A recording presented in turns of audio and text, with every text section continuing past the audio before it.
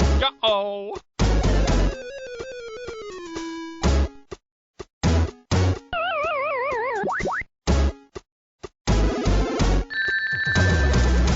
This is the No Lives Remaining podcast.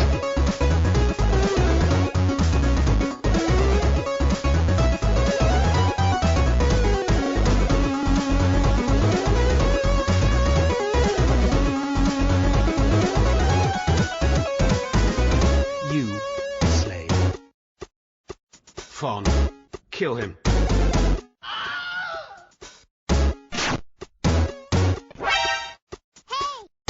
Watch out!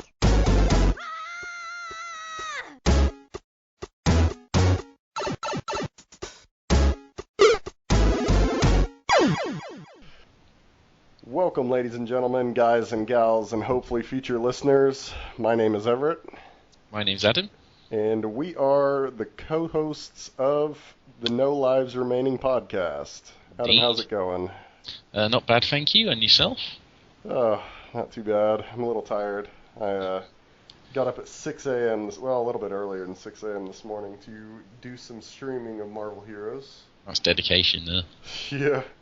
Yeah, I had to drink some coffee and get like a peanut butter and jelly sandwich or something to get me going. I took a nice long shower, which actually made me a little bit late, but So overall, you don't drink Mountain Dew? no, it has become a thing in Sweden. It has become like the geek drink has kind of won. Like that's how they're marketing it, and Yep. Sweden's full of video gamers, so Well, we don't really have it here, but I know it's popular. You see it a lot online. yeah. Yeah, I wouldn't be surprised if you start seeing it in England. Well, you used to get it many years ago, but Well, I used to think that because it wasn't here when I first came to Sweden. Yeah. I was thinking that it's got to be because there's some like poison or some just horrible amount of chemicals in it. probably both. That Sweden doesn't allow, and that's why like Sweden doesn't allow KFC and stuff. So It doesn't allow KFC. no, there's no KFCs Oh, here. Well, no. there Right, might be one in like the East Coast, like one. I might be thinking of Denmark. I'm a- never going to Sweden if there's no KFC. Yeah. No, we don't really do fried chicken here. It's weird. Like, we What? have McDonald's fried chicken. That's about it. Sounds like there's a gap in the market to me. Yep, a big greasy fried gap. Yep. So, what have you been playing this week? I was about to ask you that, but yeah. This week I have been playing more Street Fighter 4. Yeah, I heard you playing that the other night. Yep.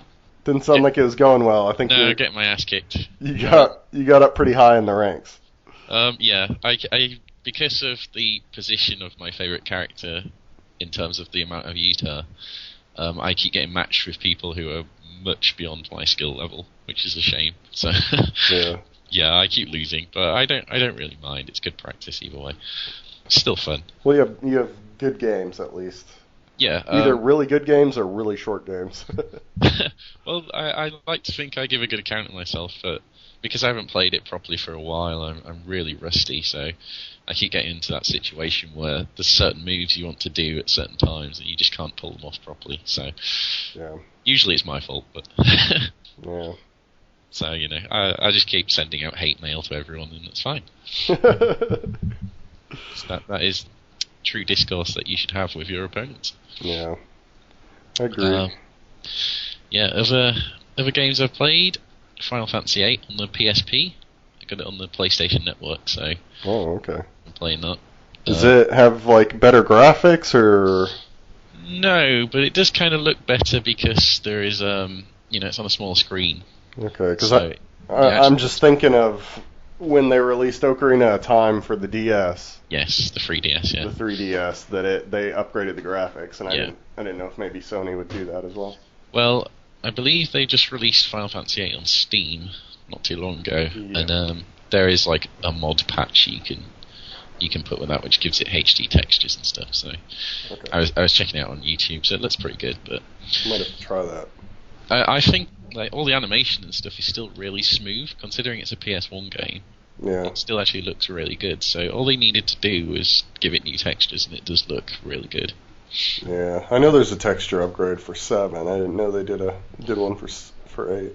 Yeah, well, 7 is one of those things, isn't it, where people are going to be putting the effort into update it, like that PS3 tech demo. Yeah. That everyone wanted to remake. Oh, that was such a tease.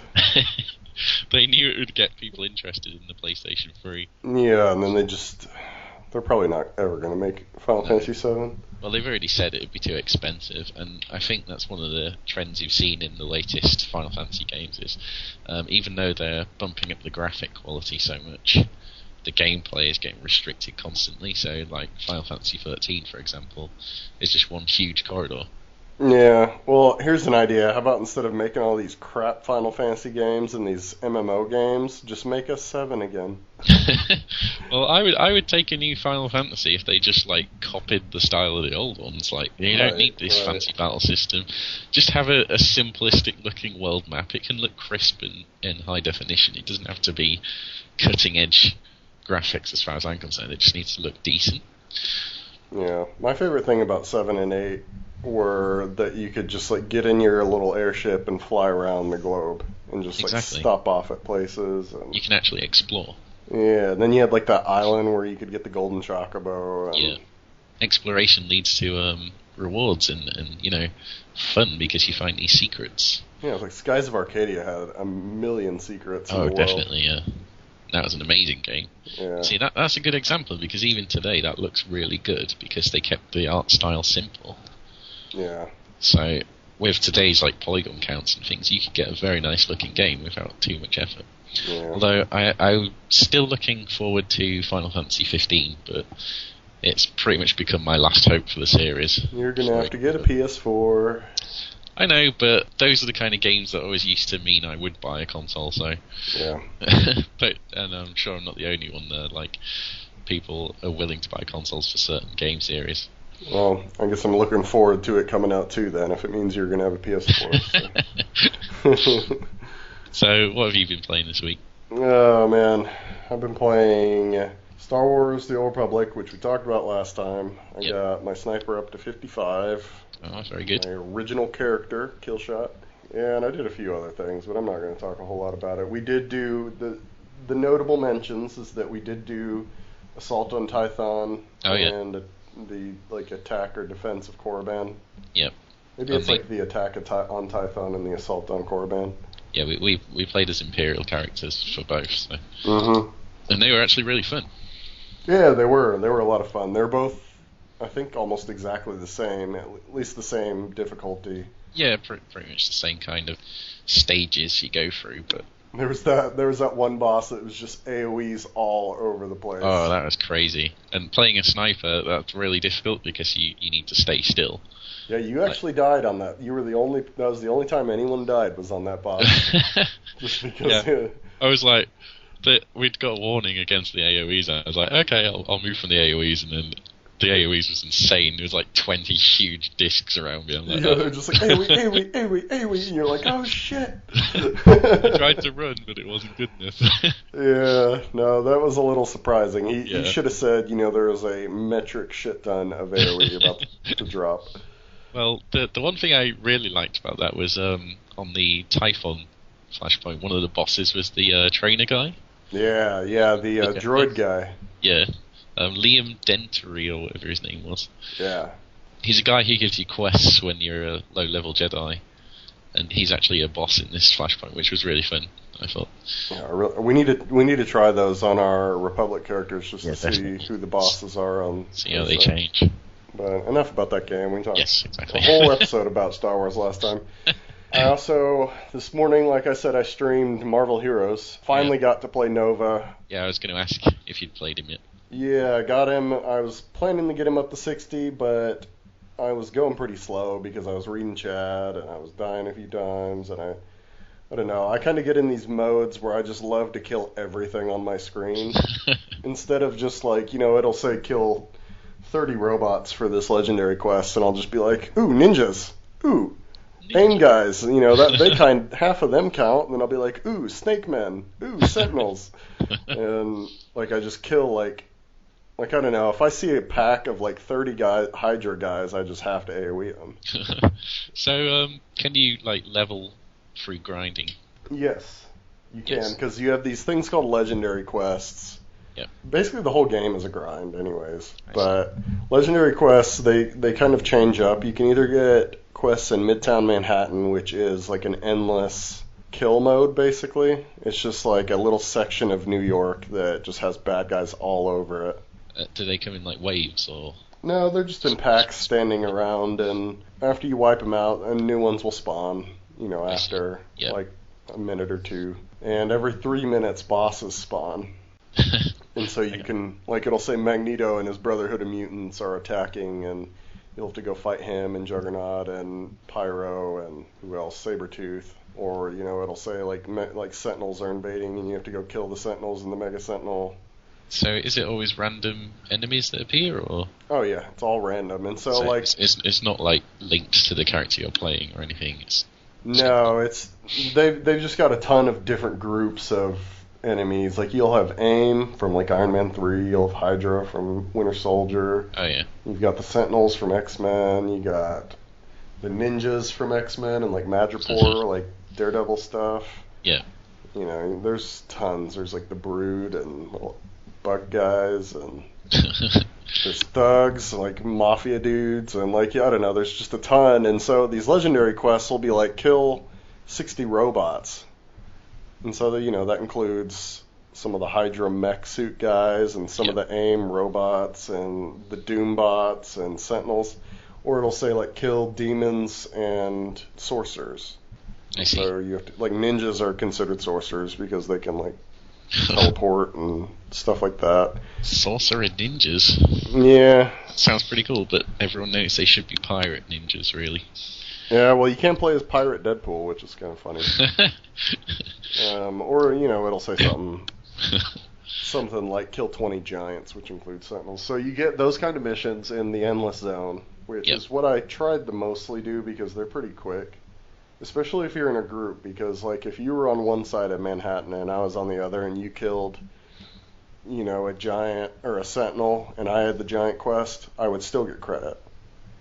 I see, so it doesn't matter about the distance between you, so long as... Right, so what's really great, which a lot of people don't take advantage of, is that if you group in Manhattan and you all like kind of have Midtown Manhattan quests, then you can really fly through XP together. You would just say, all right, I'm looking for, AIM and mutant brutes or something, and I'll be like, all right, I'm looking for robots, and so while I'm looking for robots and I see the things you need, I would kill them. Yeah, that makes sense. I think a lot of grouping should be more like that. Yeah. Yeah, and they really encourage grouping there, but a lot of, like, I don't know, people just don't do it as much as I would hope, or I would wish. Well, maybe it's like the problem we talked about in the Old Republic as well, like, social areas need to exist. Right. And they have social areas here, but people don't use them to chat. They just, it's like a social hub, like Fleet was. Yeah.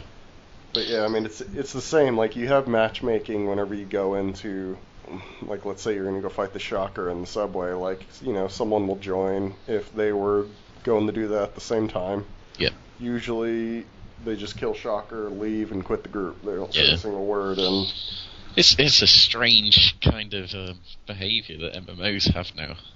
It's so unusual. Yeah. Like, in the original days of MMO games, you used to have to, like, coordinate the groups yourself, you had to form them yourself and that kind of thing, and so you'd actually get to know the people, and I'm thinking maybe, even though it's time consuming, it was probably a better way because you'd actually repeatedly group with people you liked and that kind of thing.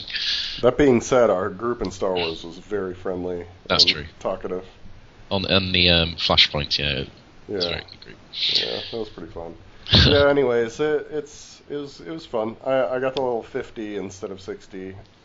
Oh yeah.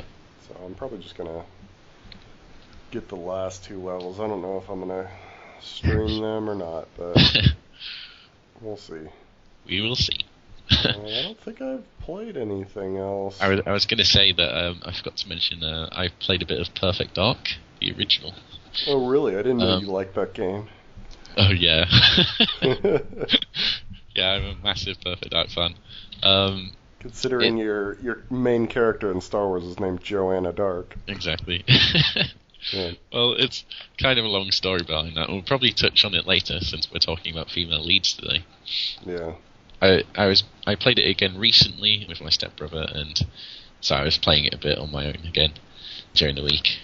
And it's still a really fun game, and it's kind of strange to come back to it after so many years, and it's like, I still think it's probably one of the best first-person shooters that's been made, especially if you get it on Xbox Arcade, because obviously it's got better graphics, and it doesn't have frame rate issues that the old game had. And the controllers aren't wonky as hell. Actually, the controller was always good on the N64. It's actually better than the Xbox. That's the only drawback with the Xbox, Okay. I'd say, is that the controller doesn't quite translate perfectly. Okay. It can make a couple of the things a bit awkward, like the aiming and stuff, and you can fiddle around with the sensitivity and stuff, but I think for me, like, what made Perfect Dark kind of stand out was how good GoldenEye was, and then Perfect Dark took GoldenEye and took it to, like, a sci-fi version or, like, another level. Yeah. It's funny because I remember for years after GoldenEye came out, everyone was trying to be the next GoldenEye, and that was literally the term that people put around, was, you know, is it the next GoldenEye? Is it as good as GoldenEye and stuff? And Perfect Dark was the only one that actually beat it, like improved upon it, and it was the sequel, really. Because they had guns that could shoot through walls. They had a gun in that game that I'll never forget.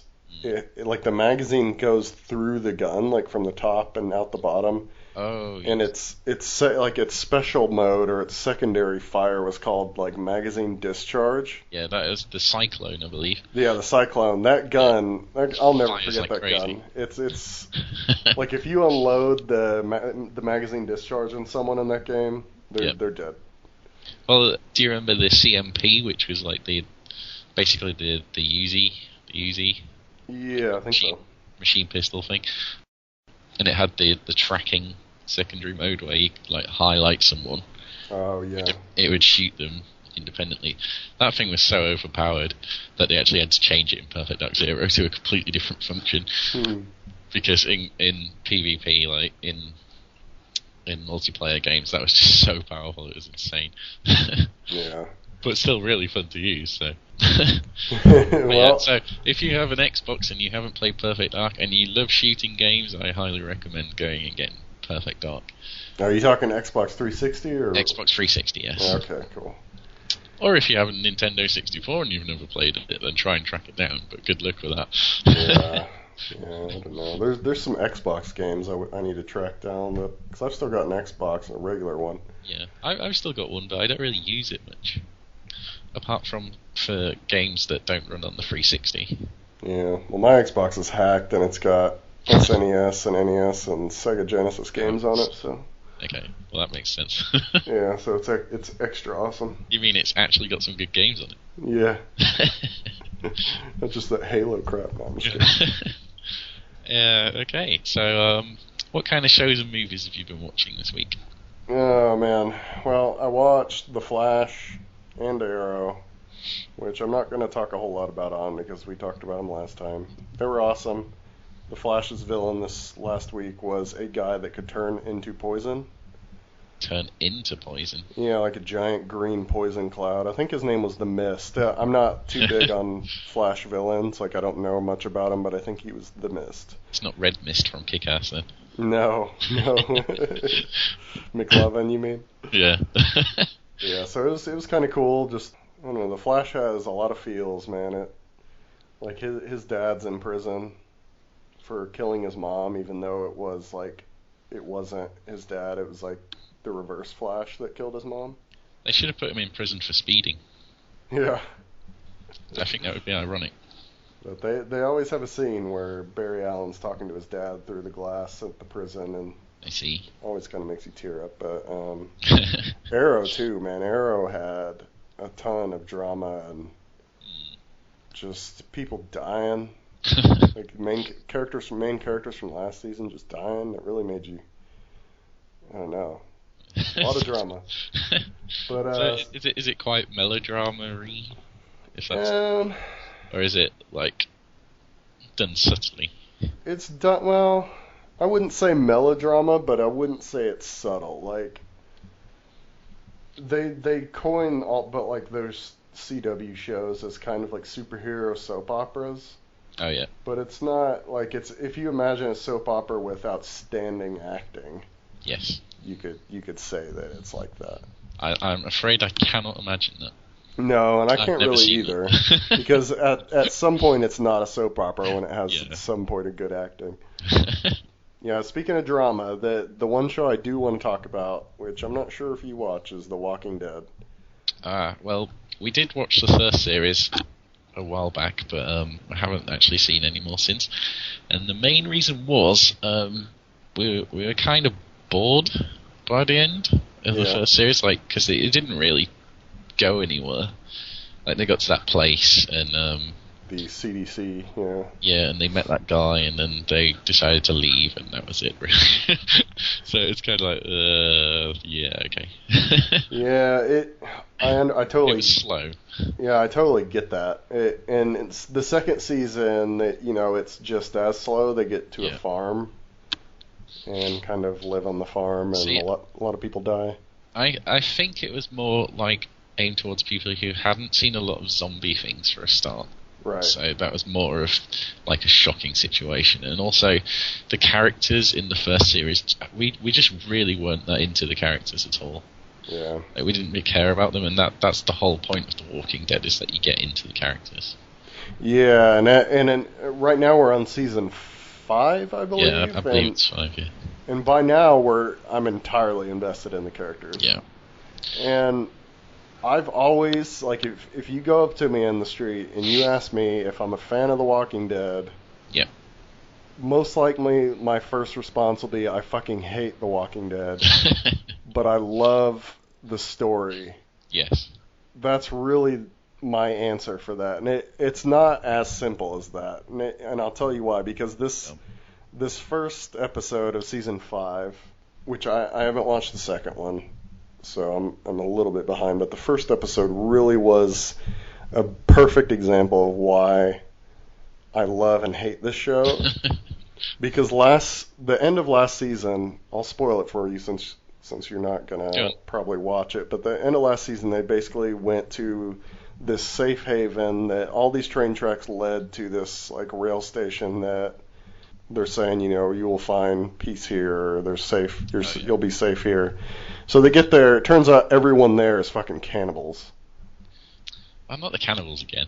Yeah, and so they were like, we came here hoping for safety, and the people here, they raped us and killed some of us, and it's basically you're either the hunter or the hunted, and Yeah. you eat or be eaten, and so we took that fucking literally. I see. And the place is called Terminus. Okay. Yeah, and so basically they trick people into thinking that it's safe haven. They basically lock them in train cars, and then they pull them out like What's a nom?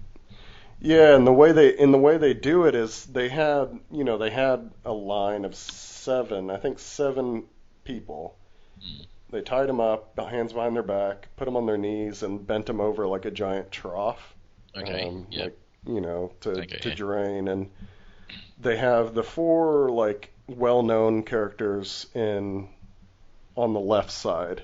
Yep. In a row, and then they have 3 unknown dudes that you've never seen before on the right side. And first off, those guys are going to die Yeah. because you don't know who the fuck they are and you don't Yeah. care.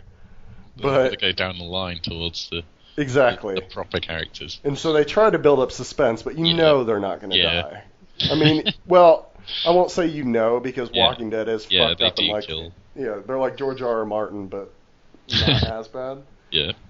But they're not going to do it on the first episode of the season, I don't think. But it's the reason that I fucking hate this show is how graphic and gory and brutal it is. Yeah. And I don't like watching like No. I share that. like they had 2 guys behind the guys kneeling on the ground, and one of them took a baseball bat, just whacked them on the back of the head, and then the other guy took a knife and slit their throat. And Okay. it just shows it, and you hear it, and you see it, and it's just awful. And so they do that 3 times in a row. So, no, none of these people are blindfolded or anything. They can see this Nope. happening. Yep, they see it happening. Don't they try and run away? No, they couldn't because there was like a nonchalant, like everyone, like the other guys are real nonchalant, but there's another guy in the room with a gun, Oh, okay. and they're tied up hands and feet. They're just on Yep. their knees, and so they can't really move. And then all of a sudden, they're like right as he is about to whack one of the fan favorite characters on the back of the head with the baseball bat and slit Yep. his throat, a huge explosion happens, and basically zombies get through the Yeah, fortified the railing. fence, and Zombies to the rescue! right, zombies to the rescue, and it kind of I heard you were in flashed. trouble. It So kind we of came to rescue you. yeah, exactly. We're here to rescue you. And eat brains. Brains of bad guys. They're like all cosplayer zombies that are dressed in hero outfits. No, but anyways, you find out that one of the characters from last season that was kind of exiled from the main group. Yep. She smothered herself in zombie guts and basically caused the explosion to save them. And the whole crux of everyone ends up getting out alive. Yeah, of course. They save the rest of their friends that are in the train car. Yeah. They fucking kill everyone that they can, every cannibal, because Rick, the main dude's like, these people don't, they can't be allowed to live, or Yeah, I else see. they're gonna trick people and eat them, and that's they're not humans anymore. And he's like on a hellbent rage Yes. to kill these guys, and then all of a sudden, the woman that was exiled last season ended up saving his baby daughter, like his literal baby. Yep. Last season, and he thought the baby was dead, and so it's actually quite a tear-jerking moment when he realizes that the baby's alive, I see. and he kind of loses that rage and decides, we need to get out of here. We need to leave in peace. As Right. they get chomped. And the way the episode ends is kind of strange. They did like a flashback of the cannibals about how they were getting raped and shit, and trying to make you feel bad for them. But I don't know. I don't feel bad. They should have for 'em. probably done that first or something Mhm. before they all died. But it's just like you have the moments like when he sees that his baby's alive. It literally choked me up. Like I didn't cry, but I was just like, I easily could have if I would have started thinking of like baby kitties or something. You just had something in your eye. Right. I just had to sneeze. Oh well, the Walking Dead games are good for being tear-jerking as well, aren't they? So. Right. And the game's the same thing. I Yeah. hate the gore in the games. I don't particularly mind the gore in the games as much. It doesn't seem quite as bad. Well, here's my problem: is really, in essence, I just hate zombie stuff. Ah. I hate the hopelessness that comes with a zombie scenario. I see. Well, in Walking Dead, it's strange because the zombies, like, for some reason, they last for years and years. Right. And I've always thought that. I was like, I would just like try to make my way to Canada, and they would all fucking freeze and. Well, just wait them out, because if it was real life, They would they rot. would rot. Yeah, Yeah. and they still need muscles to move. What if they're like skelebones? Well, if the skeletons are moving and stuff, then it's obviously some kind of witchcraft or necromancy. So. Right, but it's not. In which case, you've got bigger issues. But yeah, Yeah, it seems like after like a few months, it would just end. exactly. Because they wouldn't be able to eat anymore. They wouldn't have any muscles or anything. Right. So you just wait it out, and then you could repopulate the Earth. Yep. Yeah, I don't know. I just they have a dumb thing in The Walking Dead. Like they have this like mullet wearing super redneck scientist Okay. who worked for the CDC, and he designed diseases to combat other diseases. Okay. Yeah. And so now the whole goal is if he can get to Washington, D.C. back to that CDC place, he can create a disease that'll possibly kill off the zombie disease. So they keep trying to give them hope and a motivation. Right. Because otherwise there'd be no point. But yeah. Yes. It probably won't work. No, I mean, he's probably going to die right as they get there. And Yeah. he's like a brand new character, so I really don't care for him that much. Yeah. And he's kind of a douchebag, so... Well, it gives them reason to go back into cities again, which is obviously a bad idea. Right. Yeah, because they've been on the land for way too long, I think. Yeah. Yeah, so that's Walking Dead. I hate it, and I love it. Yeah. I can't, like, You're the gonna story... keep watching it. Yeah, like, if I could just read it, like, because, you know, Yeah. you don't see the gore, you can just kind of quick skim over all the stuff. If I could read The Walking Dead, which you can read the comics, Comics, but yeah. But they're probably cool. I have a problem with black and white comics, so I can't have the best of both worlds. That's good. What's your problem with black and white comics?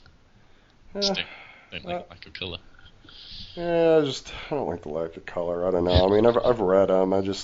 Yeah. And I understand that it's the cheaper way. Like, you know, you don't have to print in color. Yeah.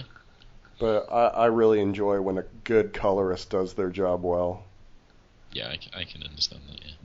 Yeah, that's pretty much all I've watched. I think I've watched a few of my other comedy shows, but other than that, yeah. What have you been watching?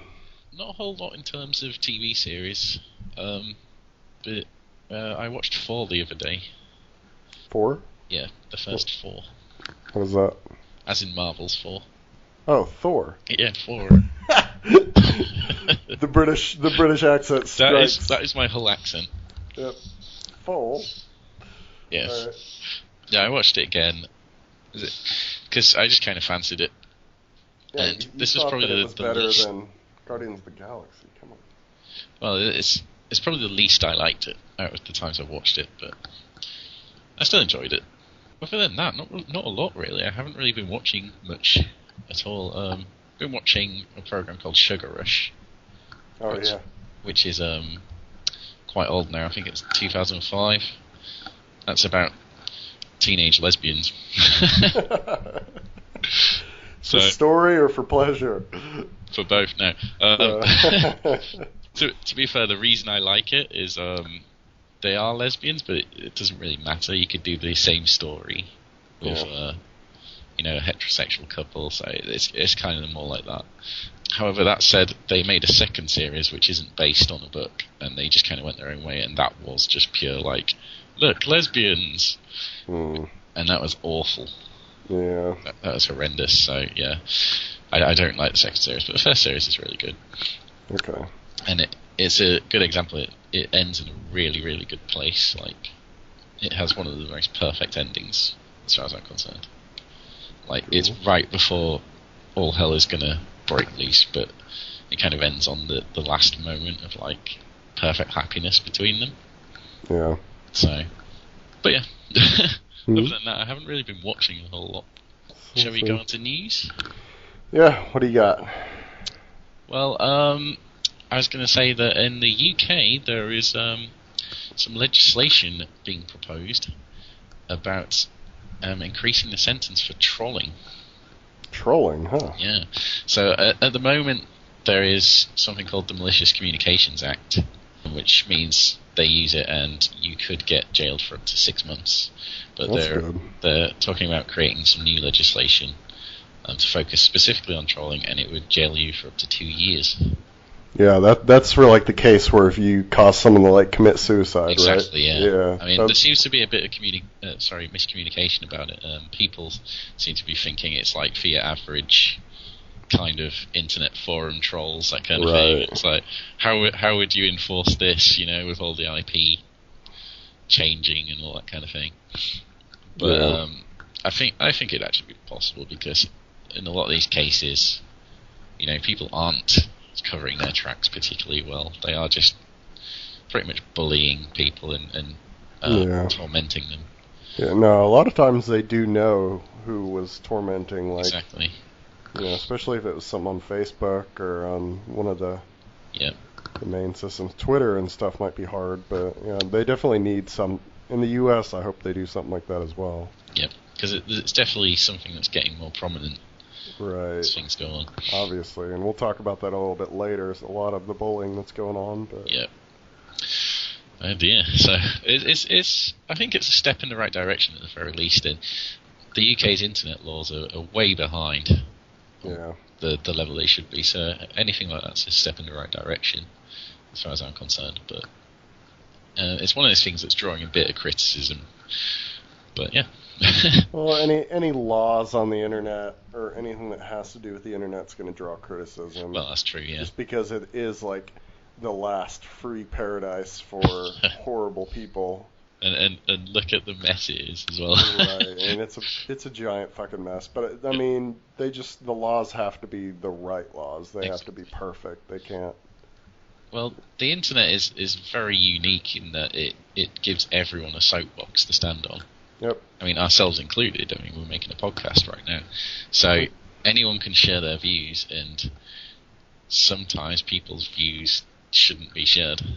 Yeah, and because people are anonymous, they go a little too far with everything. The conversations you see on the internet, you'd never see in real life between two people, or very, very rarely. Right. Like you wouldn't see someone on the news saying, "Lol, I think this guy is a fucking noob, or he's the worst actor in the world, and I hope he fucking dies." Like, yeah, you wouldn't say that to someone's face. Right. Whereas on Twitter, it's very easy to just type in some actor's name and just say, "I think he freaking sucked as this character. I hope you die in a fire." It's Batfleck. yeah, Batfleck probably has a lot of hate every day for not just being Batfleck. Yeah, true. For being, Ben Affleck. Ben Wayne. His alter ego. Very good. So, do you like Back to the Future? I do like it. It's been a long time since I've watched those movies, though. Well, I need to rewatch them, but I do like it. Yeah. I think they're awesome films, but they're the kind of thing that you kind of forget about. Right. I think the most recent thing that I ever did with Back to the Future was I read the script for Back to the Future 1. Oh. Okay, was it different at all, or was it literally the same? Usually scripts are a little more in detail. Like, usually they're not exactly how they appear on the movie. Like, it kind of gives you the motivation for the characters as well. So it kind of gives you a little bit of background, which that's the only reason to read a script is to kind of get what they were aiming for. And you can kind of get a good picture in your head. And sometimes the picture in your head might be nicer than the way it was actually filmed. That sounds good. Yeah, so I enjoyed reading that. Yeah. So, for those of you who don't know, Back to the Future Part 2 was set in the year 2015, which we are fast approaching, which means we should get flying cars, self-driving... Hoverboards. Yep, hoverboards. See, it's funny you say that. A company called Hendo has made a working hoverboard. Ooh, nice. You mean Hinhendo? No, it uses magnets. Ooh, so, cool. Sadly, it does not work on water, but it doesn't really work on anything either other than a specified half-pipe they have built, and anywhere where they put down the specific metal. So, as an actual hoverboard, it's probably not going to be that good, but really it's to showcase the technology, and their plan is to use them on houses, to suspend houses above the ground in cases of earthquakes. Floating houses. Huh? Yeah. So it's a bit like Columbia.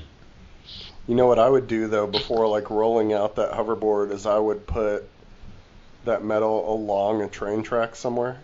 Ah, I see.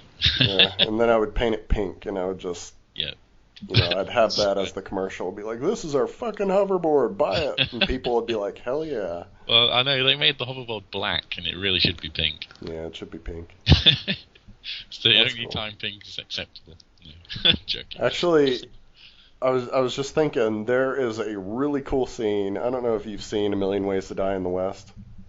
It's No. Seth MacFarlane, the creator of Family Guy. Oh, yeah, I saw a trailer for it. Yeah.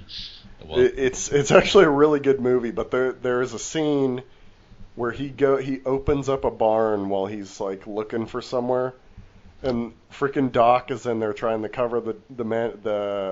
The DeLorean, yeah. And he's like, "Oh, you didn't see anything." and he, Seth MacFarlane just closes the door, and he's like, "Weird." And that's like the best little like Back to the Future nudge. I quite like that idea. Yeah, it's great fan service.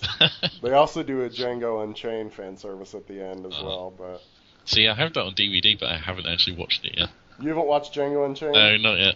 Oh god, that movie is amazing. See, here we go. Right, I'm not a fan of Quentin Tarantino. I'm not either. Ah. I love that movie.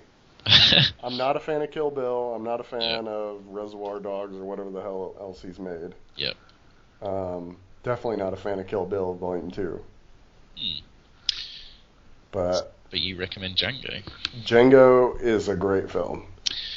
Guess I'll have to watch it then. It's the actors that make that, not the directing. I see. I mean, it could be part directing, but I think the acting is what really gets that movie. Yep. So, yeah. I'll have to give it a whirl. Yep. So you got any news? I wanted to talk about Avengers Age of Ultron. The trailer just got leaked last night. Yeah, I watched it this morning just before the podcast. Yep. What did you think? It looks good. Of course it does. The first thing I'm thinking is how much darker it looks. Ooh, it looks so dark. It looks more like Winter Soldier kind of thing, whereas the first Avengers was like a roller coaster ride romp of fun, I don't. Even like the aesthetics of the colours and things, it seems more exactly washed out. Like, what's the word? It's got more like saturation in it.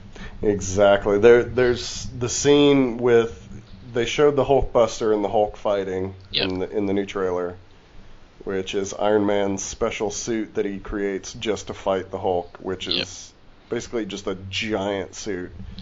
Now, before we move on from that, does the Hulkbuster exist in the comics? Yes. Okay. Does it look the same as that? It's very close. Okay. They did a really good job on this. Yeah. Like the dome helmet and everything. Yeah, it does look really good. Is perfect. Okay, carry on, sorry. No, I was just gonna say that scene, like the backdrop to that scene is almost sepia tone. Like it's just like a real yellowy, like darkish scene. Yep. Even though like it's set in the day, like I totally thought the same as you that the tints and like the coloring and the mood to all the scenes were much darker. Definitely, and even the scenes they're actually showing is like, it seems like the Avengers are going to struggle a lot more. Oh yeah, the Hulk, Bruce Banner. Every scene that they show Bruce Banner, he looks like he's messed up in the head, like he's been shooken. Yeah. And Ultron has that effect. Like he is the freaking T-1000. Like he is a freaky ass robot that gains sentience. Yeah. And his goal is to wipe out all of humanity because they're imperfect. I see. So it seems like he's probably more powerful than Loki in an army of aliens. Oh yeah, Ultron. The thing about Ultron is he is a self-upgrading system. Okay. So when he's first created, he was originally created by Ant-Man, Hank Pym, but since for some reason they're not going to do the Ant-Man movie before this, I'm guessing Ultron is going to be a Tony Stark creation. Yeah, it certainly seems like Stark has created him in this. Yeah, like they started touching on it in Iron Man 3 when he creates the robot that he can control with his little goggle things. And I feel like that he's going to go one step farther and try and create an Iron Man that can move by itself. Yeah. Which is funny because the original Iron Man was that. Ah, I see. He was a robot that could move by itself, and Tony Stark basically used him as a bodyguard.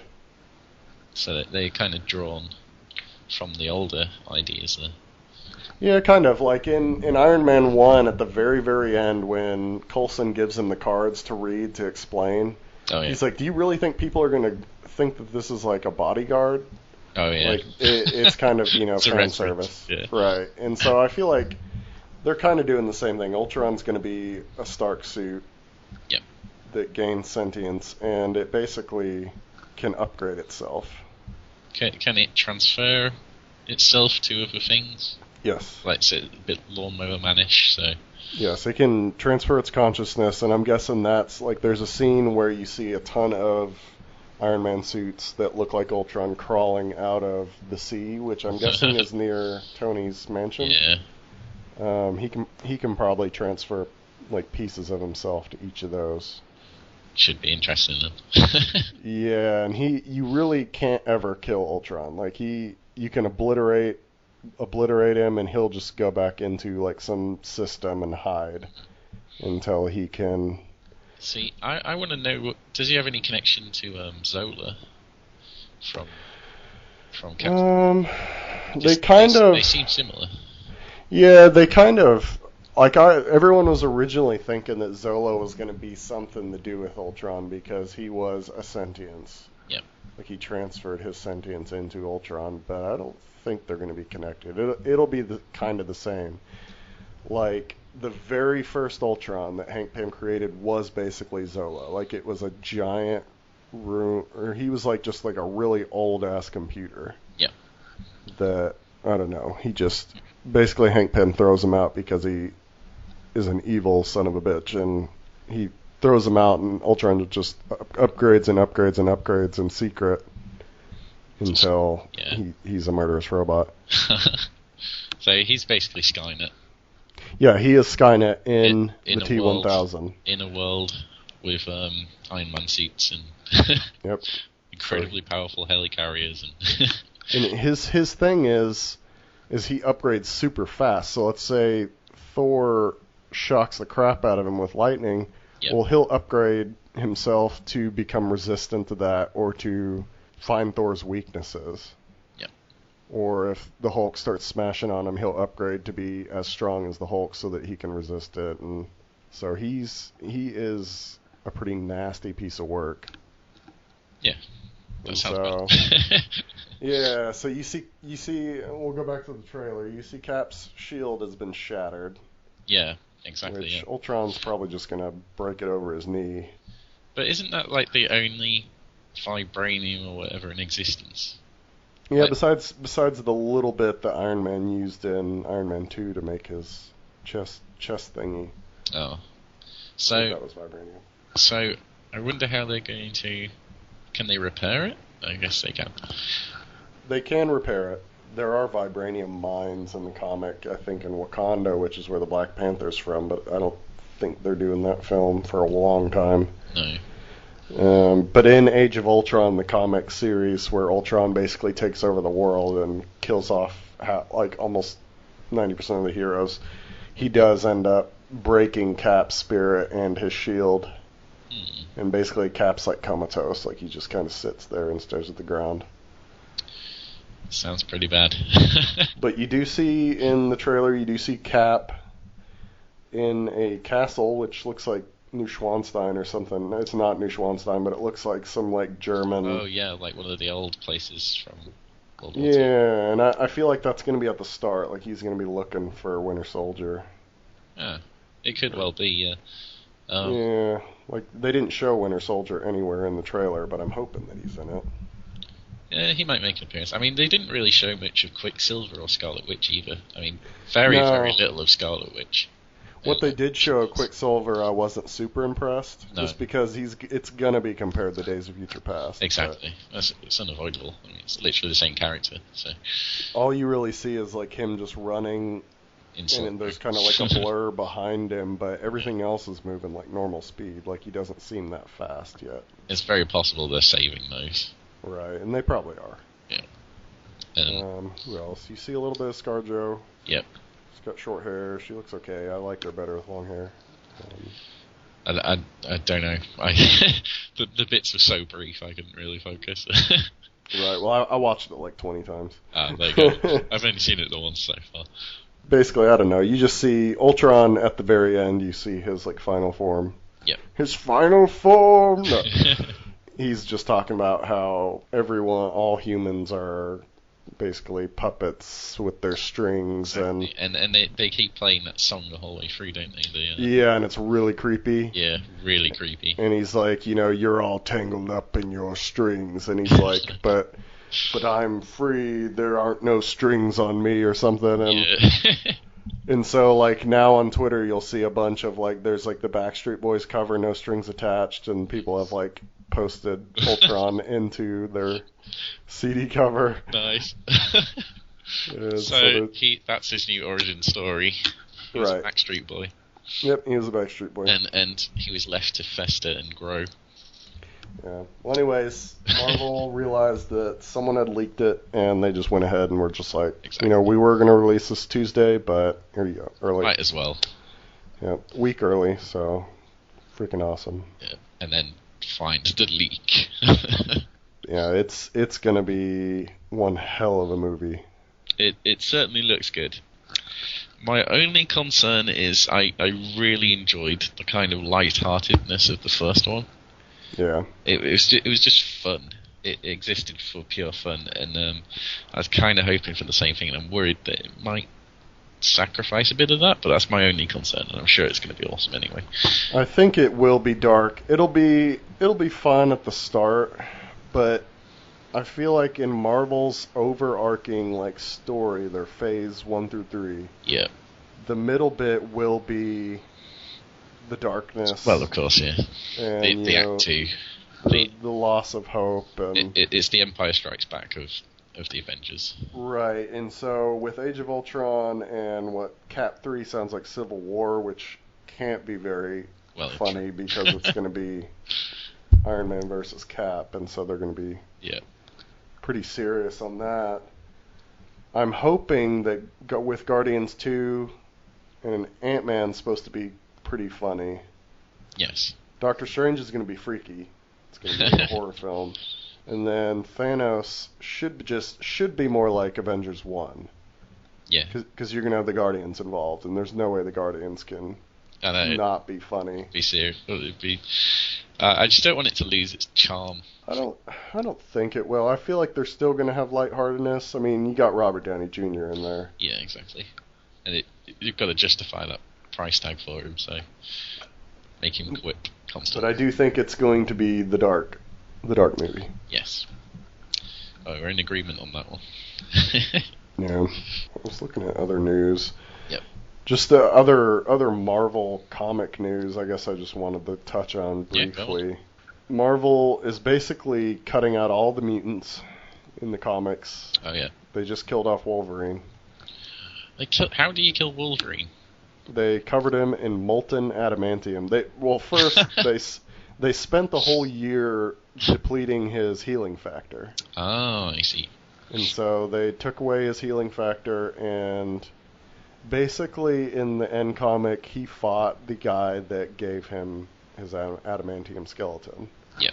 He had the cure to kind of heal himself a little bit, like a shot that could heal himself, but he gave it to save someone else and ended up getting covered in molten adamantium and dying, basically turning into a statue. So he could come back. Well, he obviously will come back at some point.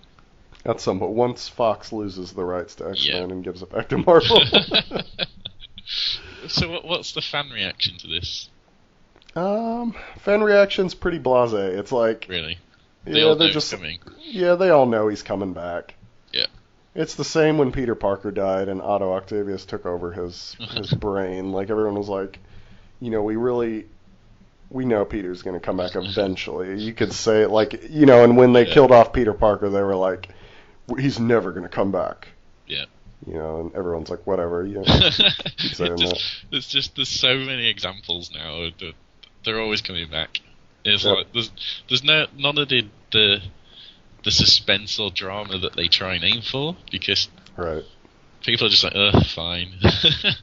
Yeah, and even Gwen Stacy's coming back. It's not going to be in the main universe, but she's like the one big. She is becoming Spider-Man. Yep, she's going to be Spider-Girl. So that basically just leaves Uncle Ben as like the one character that they don't bring back over and over. He's basically a plot device, so... Right, they've brought him back a few times, like Spider-Man's going to another universe and met Uncle Ben when he's still alive. And but yeah, so they're doing No More Mutants, which was an event back, how many years, maybe like 3-4 years ago. They did No More Mutants, where Scarlet Witch basically wishes for no more mutants to exist, and she wipes out like 90% of the mutants on the world. Wow. And that freaks Cyclops out, and that's why Cyclops is like a bad guy nowadays. Yeah. Because he's like on Darwin mode, like has to survive. He wants the mutants to survive, and he's on Magneto's side now. And is he more interesting as a bad guy than he is as a good oh guy? yes. Oh, thank God. he is awesome as a bad guy. Because he's terrible as a good guy. He's just so bland. Right. No, he's really cool, and they did a really cool story arc where Beast wanted to bring Scott back to the good side, and so Beast goes back and in time and takes the very first X-Men team with like Human Beast and Iceman and Angel and Jean Grey, and he brings them back into the present so that Cyclops can see his older self, who was like hopeful and had, and they ended up just staying there. So the original X-Men are there, and Cyclops, it didn't really have a whole lot of effect on him. The younger Cyclops, it had a ton of effect on. Well, I can imagine. And He's like, I'm so much more interesting when I'm evil. I should go evil. Yeah, well, basically, he's like, I don't want to be that guy, and so he goes off into outer space and fights the Guardians of the Galaxy, which is that really was a cool. missed chance where they could have turned him evil again. Lol. It'd been like, wow, I'm so much cooler. Yeah, so basically Cyclops is Magneto. But anyways, they did it in the past, and so now they've said that they're going to do it again. Yep. They're also quitting the Fantastic Four series. To try and get the rights back, so just get rid of them, basically. Yeah, they're basically just going to get rid of the interest in them right before the Fantastic Four movie comes out, and they're not going to give Fox or Sony any new material. Like, Spider-Man's still going to be around, I guess. But there's nothing stopping Fox or Sony from making their own material, right? No, So, right. And I think the new Fantastic Four movie is its own story. It's not a comic story. Well, the last Fantastic Four films were pretty bad, so... Yeah, they were. And this one's going to be just as bad. Oh, okay. It's strange, isn't it, when legal rules affect what's going on in the storylines. It's like... Well, I feel like Sony is a little more willing to work with Marvel. Yeah. But Fox isn't at all. No. So Marvel has like a war against Fox. They're not going to war against Sony just because Sony's okay. Like, they almost got Oscorp into the Avengers 1. That's true, yeah. And I feel like if it were Avengers 3, I feel like they would pay a small amount to get a Spider-Man cameo. Yeah. But The thing is, people would be like, why is Spider-Man here? Why is he not particularly doing anything that useful? But it would be cool to just have him like swinging around in the background. Maybe. But it's true. It would kind of ruin the whole canon of everything, but it would be cool to at least get like a mention, like, yeah, I hear there's now a hero swinging around like a spider, and something like that. So one more thing on the Marvel comics before we move on. If they did get the rights back to X-Men, Fantastic Four, and Spider-Man, do you think they'd start over? Well, I don't know. They might. They do that in the comics all the time. Exactly. I feel like, I don't know. It depends on when they get them back and where they're at. Yeah. Because they're still planning like Avengers 4 and 5, so they've got a lot more phases lined up for the story. It's going to be a while before they get the rights back. Even with this plan. So I think it's 7 years without making a film, they lose the rights. Yeah. So it's 7 years from the next movie, and Fox has a ton of X-Men movies lined up. Yeah. But anyways, just to finish off this section before we move on. No worries. So No More Mutants. Then they released that they're going to do Civil War, which is going to be, I'm guessing, around the... No, it can't be around the time of Cap 3. Well, But Civil War's been done, basically, Yeah. is what I'm trying to say. So they're going to redo Civil War. okay. They're going to redo a popular event called House of M, which is another mutant tie-in. And they just released that they're going to redo Infinity Gauntlet. So Marvel's basically... Like, I'm imagining that they're in a boardroom asking, you know, like, who has any new ideas for an event? And they all just sit there, like, dumbfounded. And they're like, well, how about we just go back and do old events over again? Well, maybe it's just like a retelling, like trying to keep out. I mean, I assume some of the characters, they don't have the rights to have prominent roles in these things. Yeah, they do. So maybe they're just going to try and do it without those characters. Yeah, maybe. They could literally be trying to remove those characters from everything, and until they get them back. Yeah, that's pretty much all the comic stuff I want to talk about. I'm trying not to talk a whole lot about comics, but it seems to be the most active thing at the moment, because let's face it, especially Marvel, like this week. Yeah. Yeah, we kind of had to talk about Marvel. Well, exactly, yeah. Yeah, so. Big trailer. Yeah, well, do you want to move on to the main topic? Yeah, we'll go on to the main topic now. Alright, we will talk about, what is it, girls in gaming? It's more female characters in games and movies and that kind of thing. What are good examples? What are bad examples?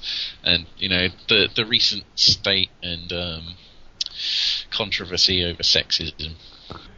Alright, so we're going to be talking about quite a controversial topic first, which goes by the name of... Gamergate. Gamergate, which I actually have no clue about. Yep. And you're going to tell me what it is. But first, I do know that it is a very controversial thing. There's a lot of hate and just horrible stuff going around on the internet about Gamergate and Gamergate. We're not part of that, really. We're just going to talk about it. It's something we have to cover at the moment because of the topic. So right, yeah, it's a hot topic. We just kind of wanted to touch on it. It can't be ignored. Yeah, it can't be ignored. We're not part of the controversy. We tried to get, a female perspective, but we don't have one today. So we just have us two guys talking about girls, and hopefully we don't offend anyone. Hopefully we don't offend anyone. If you are offended by something we say, it was not intended. Right, exactly. So give us the benefit of the doubt. Is all we ask. So like I said, I have no clue what Gamergate is. I know it's a big deal, and I've kind of seen tweets about it. What the hell is it? Right, Gamergate is one of the strangest things around that I have seen in a long time. It's kind of an example of the internet at its worst. Basically, it's become some kind of movement. But how it all started was. There was a female game developer who made her own video game. I heard about that. Yeah. And she was apparently sleeping with a game journalist on a very well-known website. Oh, no. To gain favourable reviews. Okay. Now, I did a bit of research into this, and apparently there's very little evidence to say that actually happened, or that the person in question even bothered to review her game. But... basically, she developed a game and she slept with a member of the game journalism. So from there, people obviously cried foul. Yeah. Because it seems pretty unprofessional and that kind of thing, and Gamergate became a movement against corruption in the industry. Okay. The problem is, it's actually become a kind of haven for a movement of people against females in the industry. Right, because I'm guessing because they started calling this woman that created this game horrible sexist things, right? Yeah, it's kind of like there's been a kind of underground movement for a while, like just below the surface of people who seem to resent the rise of women within the games industry, like people who seem to be using their womanly wiles, so to speak, to gain favourable advantages. And I don't know if you remember a few years back, there was a lot of controversy at conventions, people claiming that there was like women who weren't really nerds dressing up as game characters and that kind of thing, just to get attention. Yeah, we've covered cosplay a ton on Geeks with Wives, and one of the things that one of the big movements is the whole cosplay is not consent thing. Yep. Like, I think what was it, Comic-Con or E3, like some teenage girl, like 17-year-old girl that had been cosplayed, like got drugged and disappeared. And I didn't hear about that, but that sounds pretty serious. Yeah, like someone roofied her and took her somewhere. I'm not sure if she was violated in any way, but yeah, it's like the whole thing that just because we dress this way, like, we're not dressing this way to be sexy, we're dressing as the characters. And so yeah, I'm sure there's a lot of people that do dress, like they get the wrong idea from cosplay, like they dress to show their skin. And what I think is it's funny how there was this kind of mentality that the women dressing like as their favourite characters and that kind of thing were doing it purely to manipulate the men.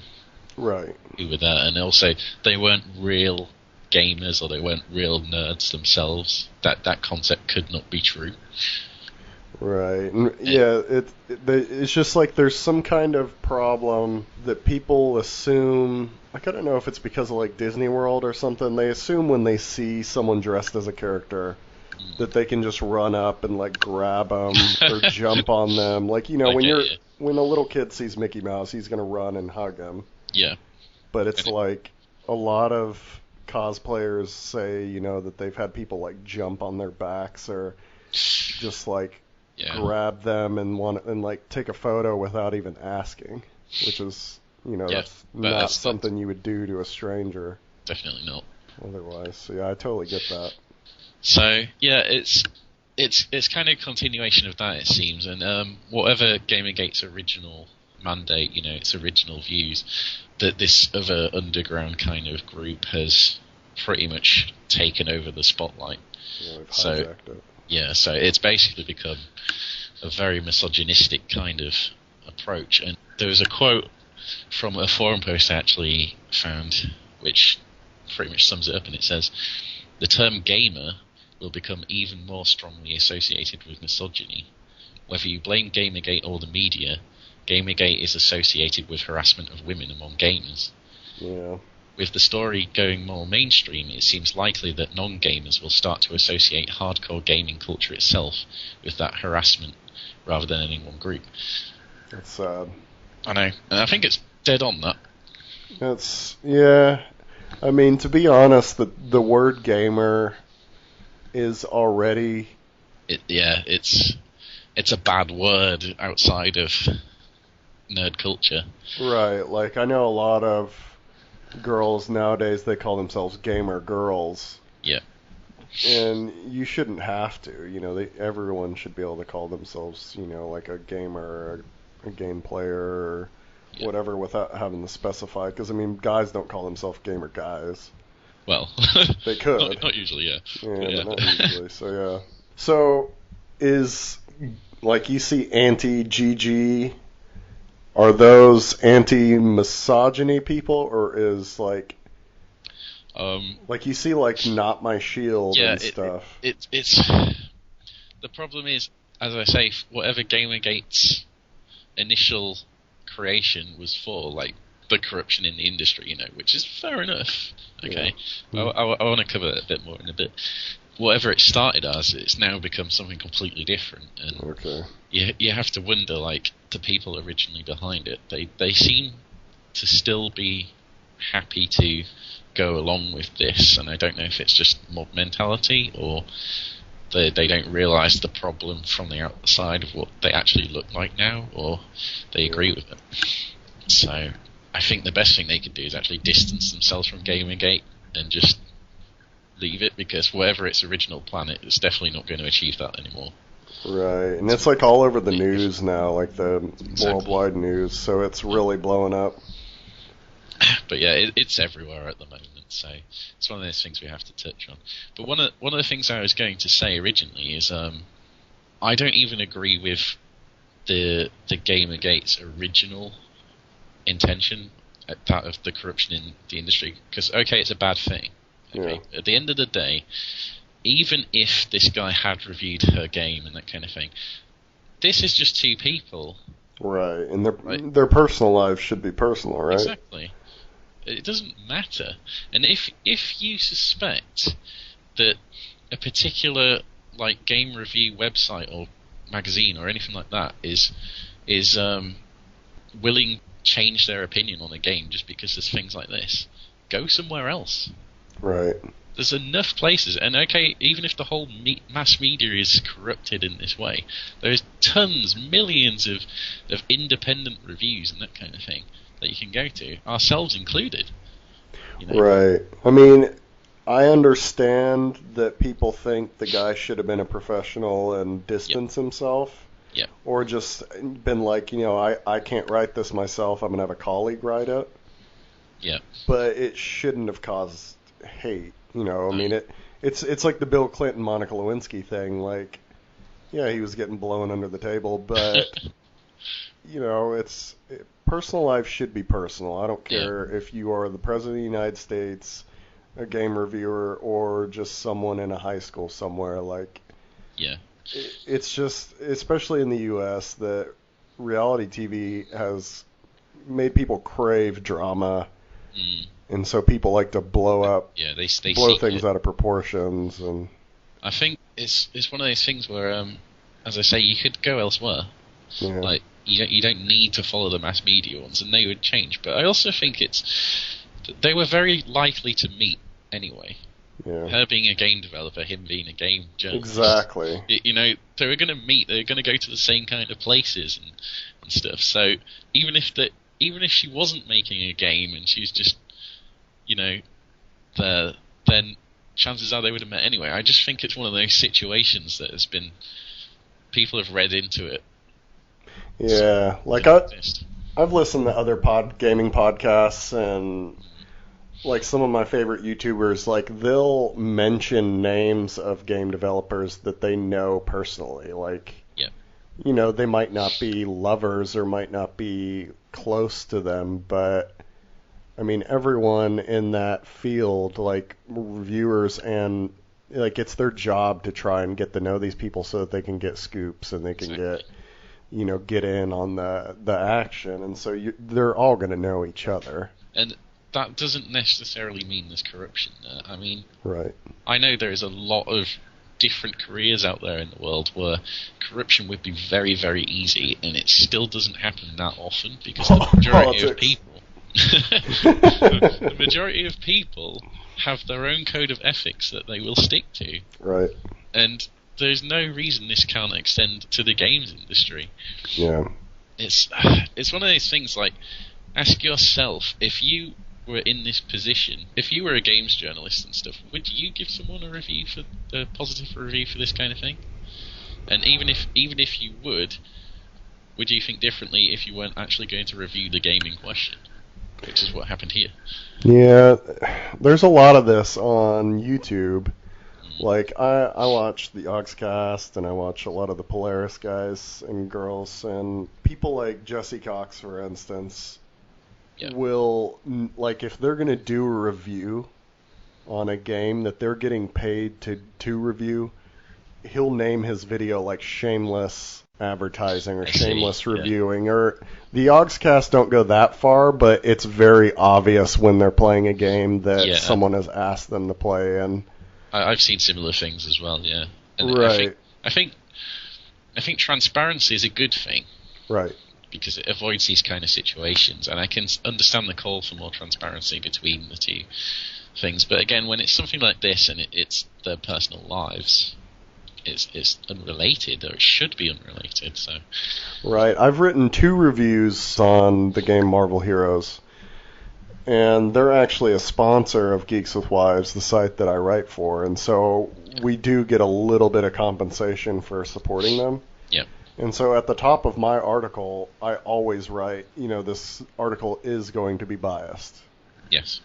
And also, there's the fact that you played it before you even worked for Geeks with White as well. Right. So it's got a little bit of originality, but I want to be like upfront with people that yes, this article is biased. I am going to be pro gaming or pro Marvel Heroes. So I mean, I just feel like if someone would just a little bit of transparency is fine. Yeah. See, and then it's up to the individual people to like if they like your reviews from before and they know you and they know the kind of things like your viewpoints and things, then they can follow your reviews. If you don't like the way a reviewer does something, just ignore it. Or go and read multiple reviews. Yeah, exactly. You'll get a much better thing. I'm fairly sure that someone won't be sleeping with multiple reviewers.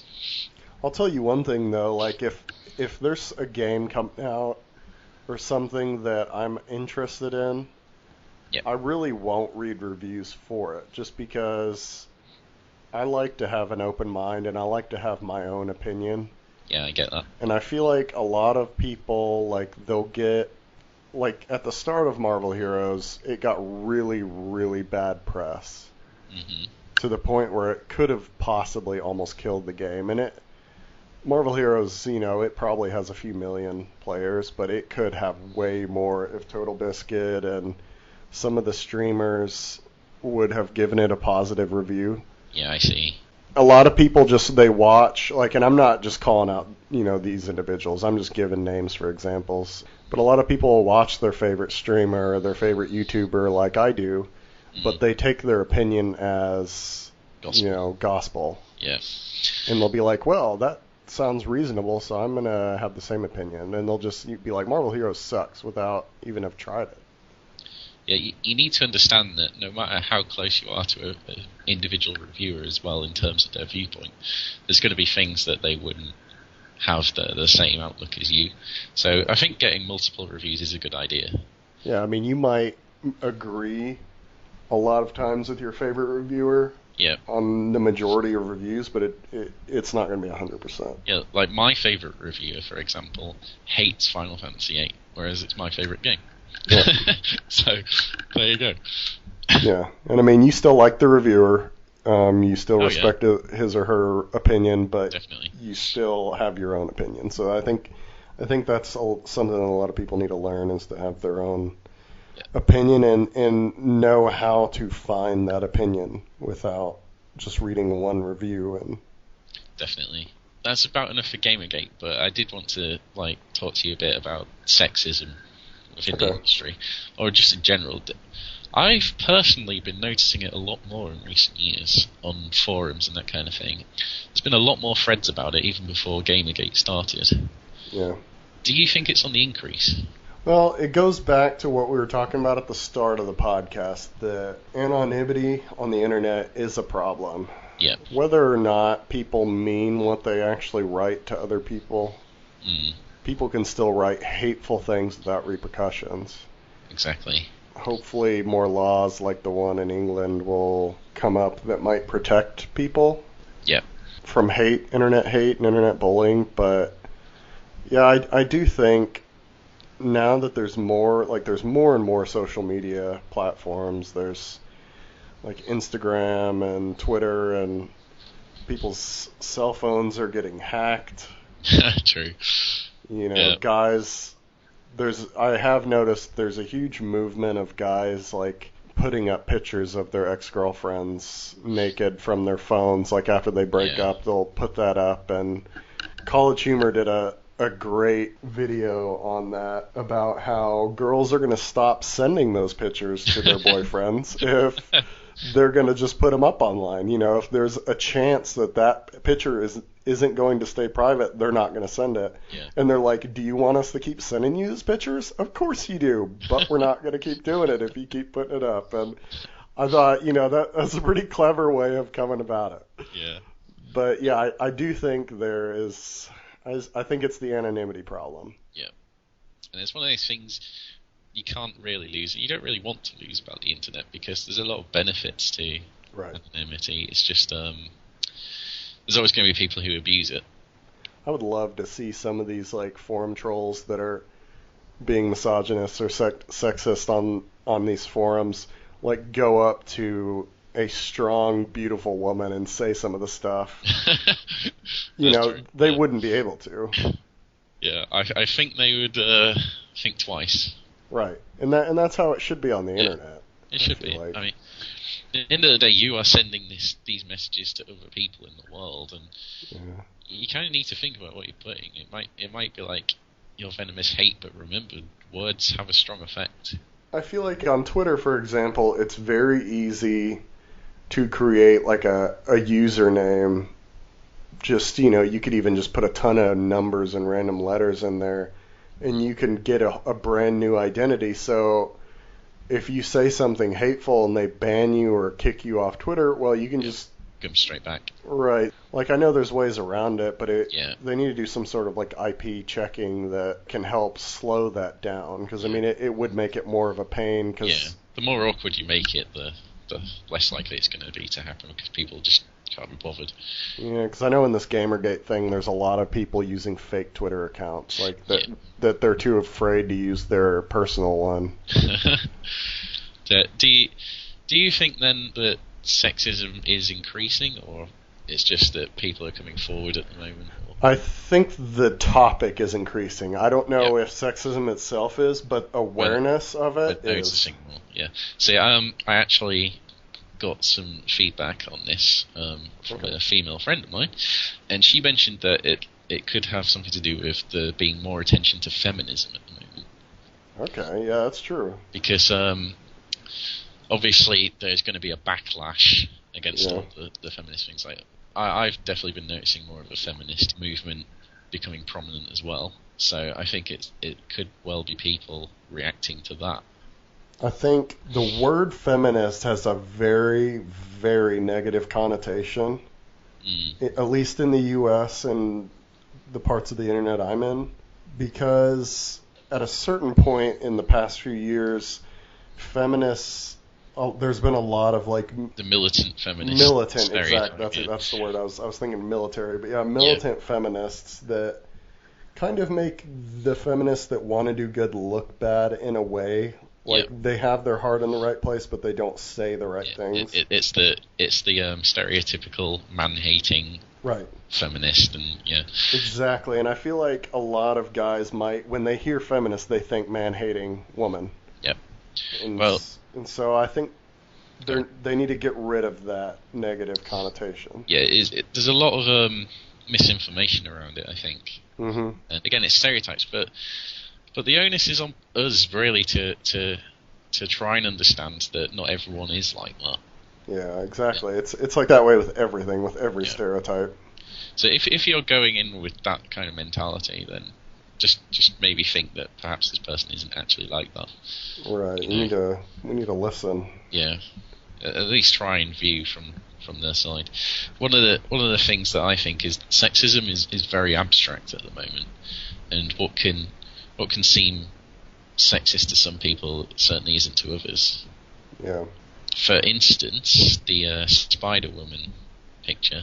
Yeah, which you haven't seen yet. You heard about it. I sent you a link of the picture, and you can look at it and see what you think. Okay, I'm gonna have a look. And for those of you. Okay. Yeah, I can kind of see the issue. For those of you that don't know what he's talking about, there was a photo or a picture drawn of Jessica Drew Spider-Woman in a kind of unnatural pose with like her ass like way up in the air, and her ass cheeks are very defined. Yes. And it's just... It looks like she's got her suit painted on. Yeah, exactly. And the way she's posed is just... It doesn't look like any way... It would not leave much to the imagination.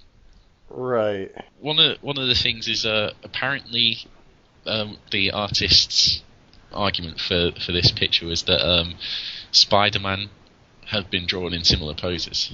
Yeah, and he has, but not... They don't... they don't draw Spider-Man's... like that. Right. They don't draw his ass spread open like that. And, thank goodness. I mean, he spreads his legs when he's swinging around and stuff, and that was his argument. And I know Marvel's like first argument was like, well, I mean, this we're not, this artist always draws stuff like that, so we're not really, it's something that we expect or, not expect, but we kind of know he does, and it's like, well, why not? Not have him draw stuff. It's I don't think I've ever seen Spider-Man in quite a skin-tight costume as that though. Right. And to be insane. and to be fair, that is a variant cover, so it's not the main cover. It's still a cover. It's basically the cover that you get if you're a huge perv. Well, it's funny that the reason he gave it does highlight that things aren't equal as men and women, because even if you had like Peter Parker in this pose, I'm saying that a lot of times fast, it's not the same thing, is it? Right. You put a woman in this pose and immediately it's sexualization. I mean, she looks like she's like airing out her butt, or she's like slowly climbing over the edge, like legs first, like. Yeah. Otherwise, there's no reason why she would ever be in this pose. I know. It's funny that like this isn't sexualization if you're a man, although it could. Put it this way: this pose would be sexualization for a man. Right. If it was still in a skin-tight outfit and from this particular angle. And that defined, yeah. But they haven't done that, and even if the artist didn't intend this to be, provocative, it's got there, and it shows basically a slight lack of understanding that not everything is equal. Yeah, and in the comic world, the way the artists draw women's proportions is very sexist in a way. Not all of them are meaning to be that way. Yeah. But you don't see many superheroes or heroines that have, small breasts or normal sized breasts, or don't have the itty bitty midsection followed by giant hips like it. I mean, to be fair, it does exist in real life, but right. Yeah, I don't mind that particularly so much because at the end of the day, comic book characters are always the perfect proportions and blah blah right. blah. And the men are that way too. Yeah, exactly. So I don't think that particularly is the issue. I just think they need to put a bit more thought into like the poses and angles they put their respective characters into. Right. I mean, if you put Spider-Man in that exact pose, he would look like a rent boy. Yep. Rent boy. But they kind of feel like they can get away with it because it's a woman. Yeah. And but there's a ton of independent comics that their cover is like a naked woman putting their hands like covering their breasts with their hands, and that's all the cover is. Like sex sells. That's basically what they aim for. They're basically drawing it to draw the men in. So it's not necessarily a bad thing, because even strong women can still be sexy and that kind of thing. But right.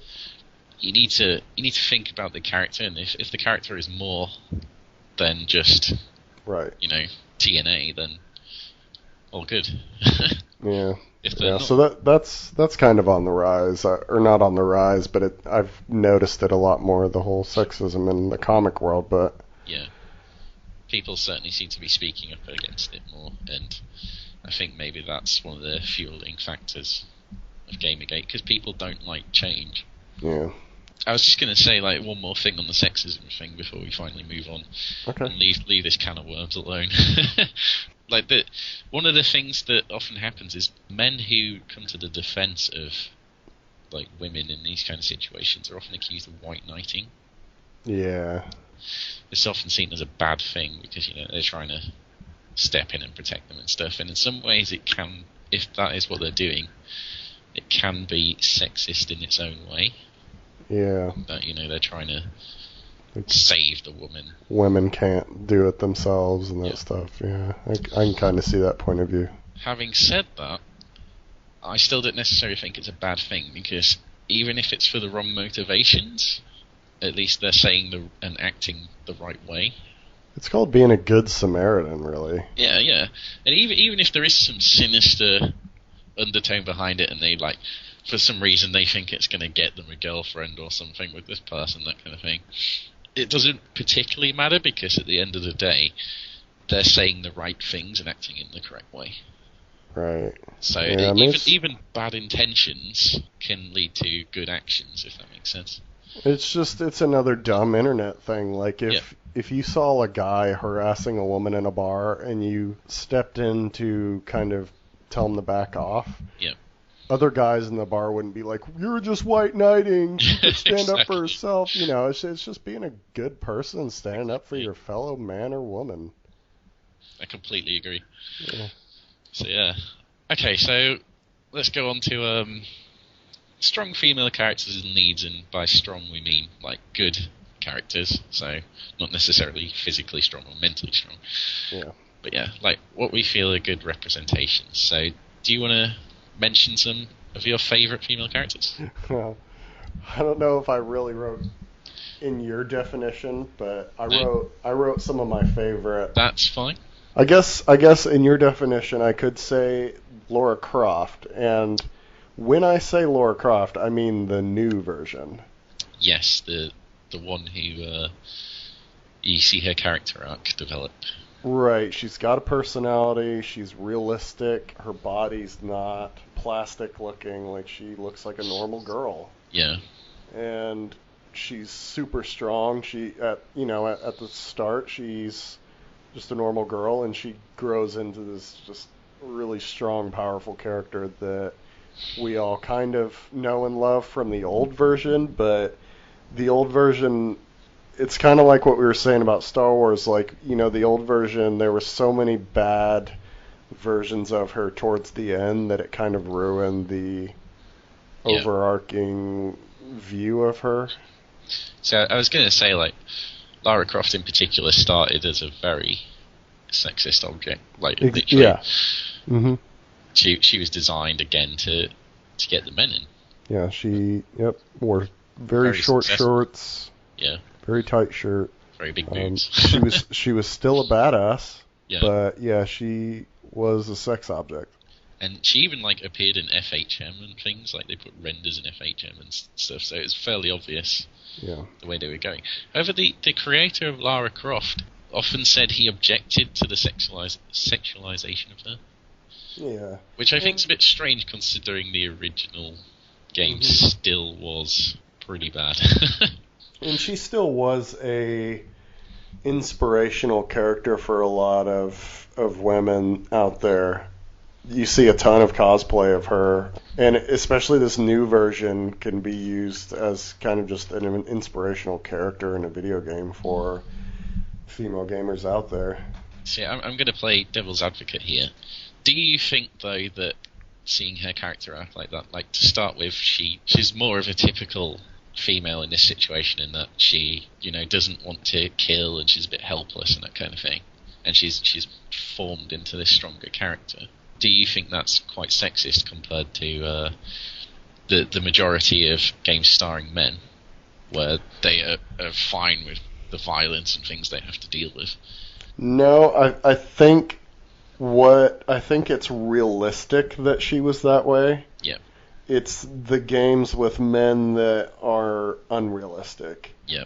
I feel like games where you're just a tough guy that can put an axe through someone's skull within the first few seconds of the game, that's unrealistic. I feel like if you haven't killed before, you're gonna have second thoughts about it, and you're gonna be afraid. Or if you're not a superhero, if you're just a normal person, you're not gonna be that way at first.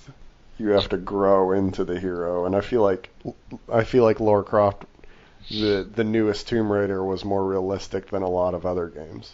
Yeah, I would certainly agree with that. So, really what we need is to see that kind of thing happening with male leads.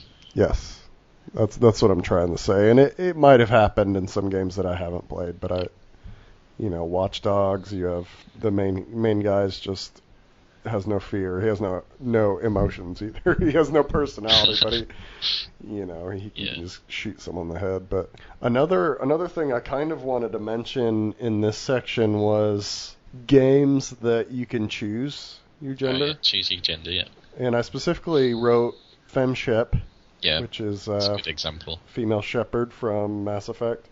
I feel like in Mass Effect, and you know me in Star Wars and stuff, I don't play many female characters. Yep. But I feel like in Mass Effect, it's way cooler to be a female in that game. Definitely. FemShep is awesome. I feel the biggest thing with that, I think, was Jennifer Hale's performance. Right. Was much better. Right. Than the male equivalent, and also there's this kind of undertone that you kind of feel with it. I personally thought that like the fact that she was like supposed to be the purest example of humanity and life in the entire galaxy and stuff, and it's very pro-humanity, obviously, Mass Effect. Yeah. But was represented by a woman, it actually worked better. In my eyes. I feel like when you're the male version of Shepard, he's just the token action hero. Yeah, he's like Captain Kirk. Right. Because he's just boning everything he can. Yeah, I feel like FemShep is awesome, and I know you play. I've got one female character in Star Wars: The Old Republic, but I know like almost all of your characters except for your bounty hunter is female. Yeah, usually. I have a Sith warrior who's male as well. Okay, why do you choose female? That's kind of a long story.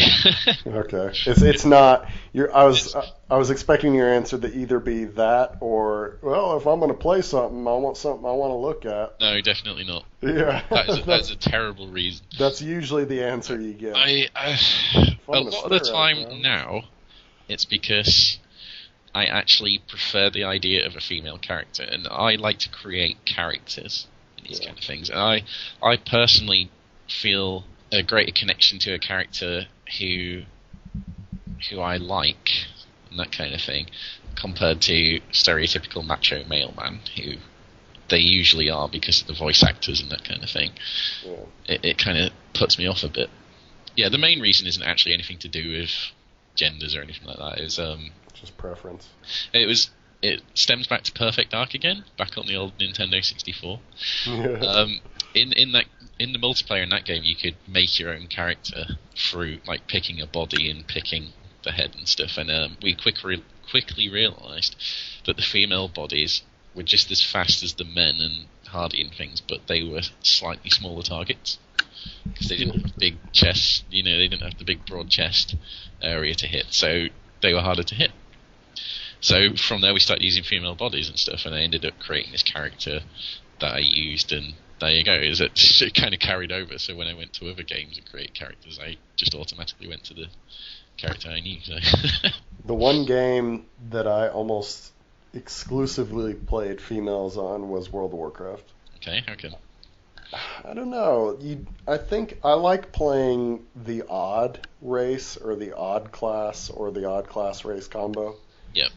And you hardly ever saw female dwarves in World of Warcraft, and so almost every one of my characters was a female dwarf. You just like to break the trend. Yeah, I love breaking the trend. You see a million troll death knights and a million orc death knights. Yeah. Oh, how many female dwarf death knights do you see? Well, I remember in EverQuest 2, they had the Fae, which are fairies. So I made a female fairy guardian, which is like full plate male tank. Yeah. But just because it looks funny. Yeah, in EverQuest I picked a male ogre, but it was just because you didn't see many ogres because they were real ugly and people didn't like to play them. You just like the unusual races and classes. Yeah, I do. I really do. That's one of my favorite things. That's why a lot of my Star Wars characters are kind of different races than you normally see. Fair enough. Yeah, I was just going to say one more thing about Lara Croft. How she has changed seems to actually kind of follow the increased awareness of like sexism and feminism to me. Yeah, that's true. Like I still don't think they're quite there yet, but they're definitely improving. So they're getting the idea. Yeah, they're getting there. It's taking a long time, but they're getting there. So steps in the right direction. Another character on my list is Zelda/Sheik. So that's interesting. Go I on. like Zelda. I think over the years she has gotten stronger and stronger and more independent. Like at first she was just the princess, the helpless princess that you saved. definitely. But now, if you look at a game like Hyrule Warriors, Mm. where you can play as Zelda, and she's just like this ass-kicking machine that can fire light arrows like by the dozen. Yeah. Like, she's really cool in that game. But then I think one of her best features, though, especially in Ocarina of Time, is Sheik. She can kind of don this costume and become this just awesome ninja. Just an alternate persona that has kind of been hiding inside of her this whole time. So it's funny you mentioned that because, again, the dialogue I've had with the girls I've asked them this kind of thing is Zelda is usually a bad example. Yeah, the old Zelda. For the reasons. However, Sheik is a good example. Right. But for me personally, I don't know. I mean, Sheik originally looks a lot like a man. Yeah, it has the same kind of thing, and I kind of feel like, okay, for her to have this freedom and that kind of thing, and to be able to move wherever she wants and that kind of thing, she has to look more like a man.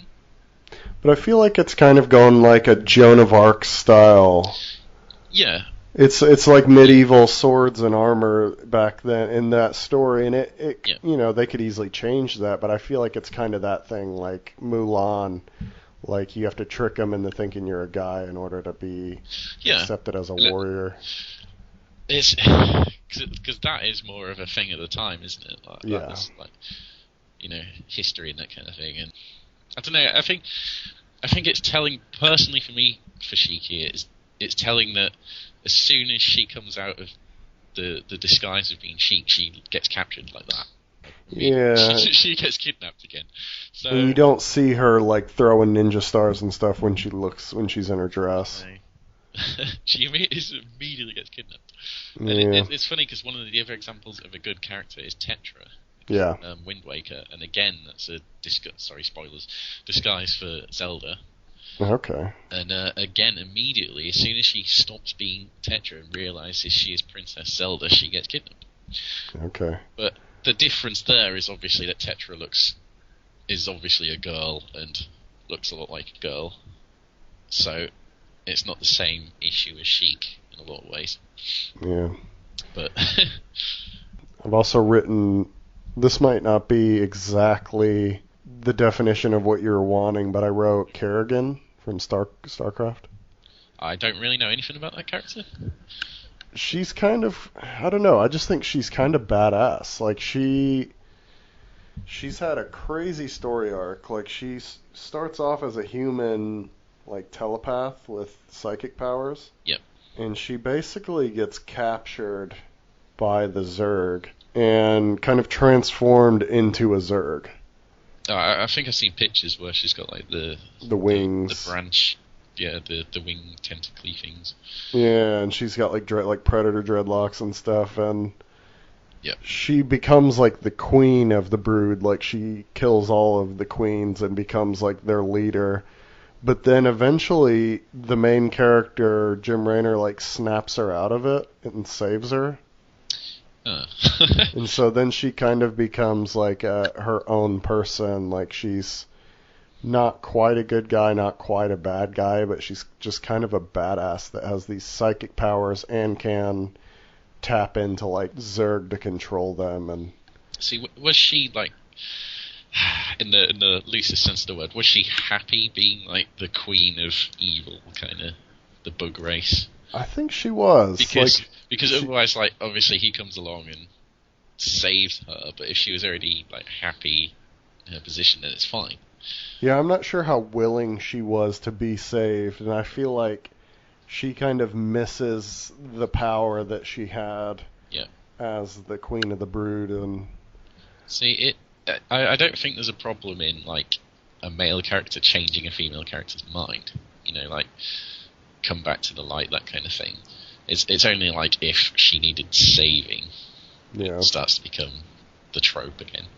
And I can't really remember how the newest expansion ended with her, but I feel like she's more an individual person than she had been. But she's got a real cool, interesting story that I like in a female video game character. She's actually got a character arc at least, so.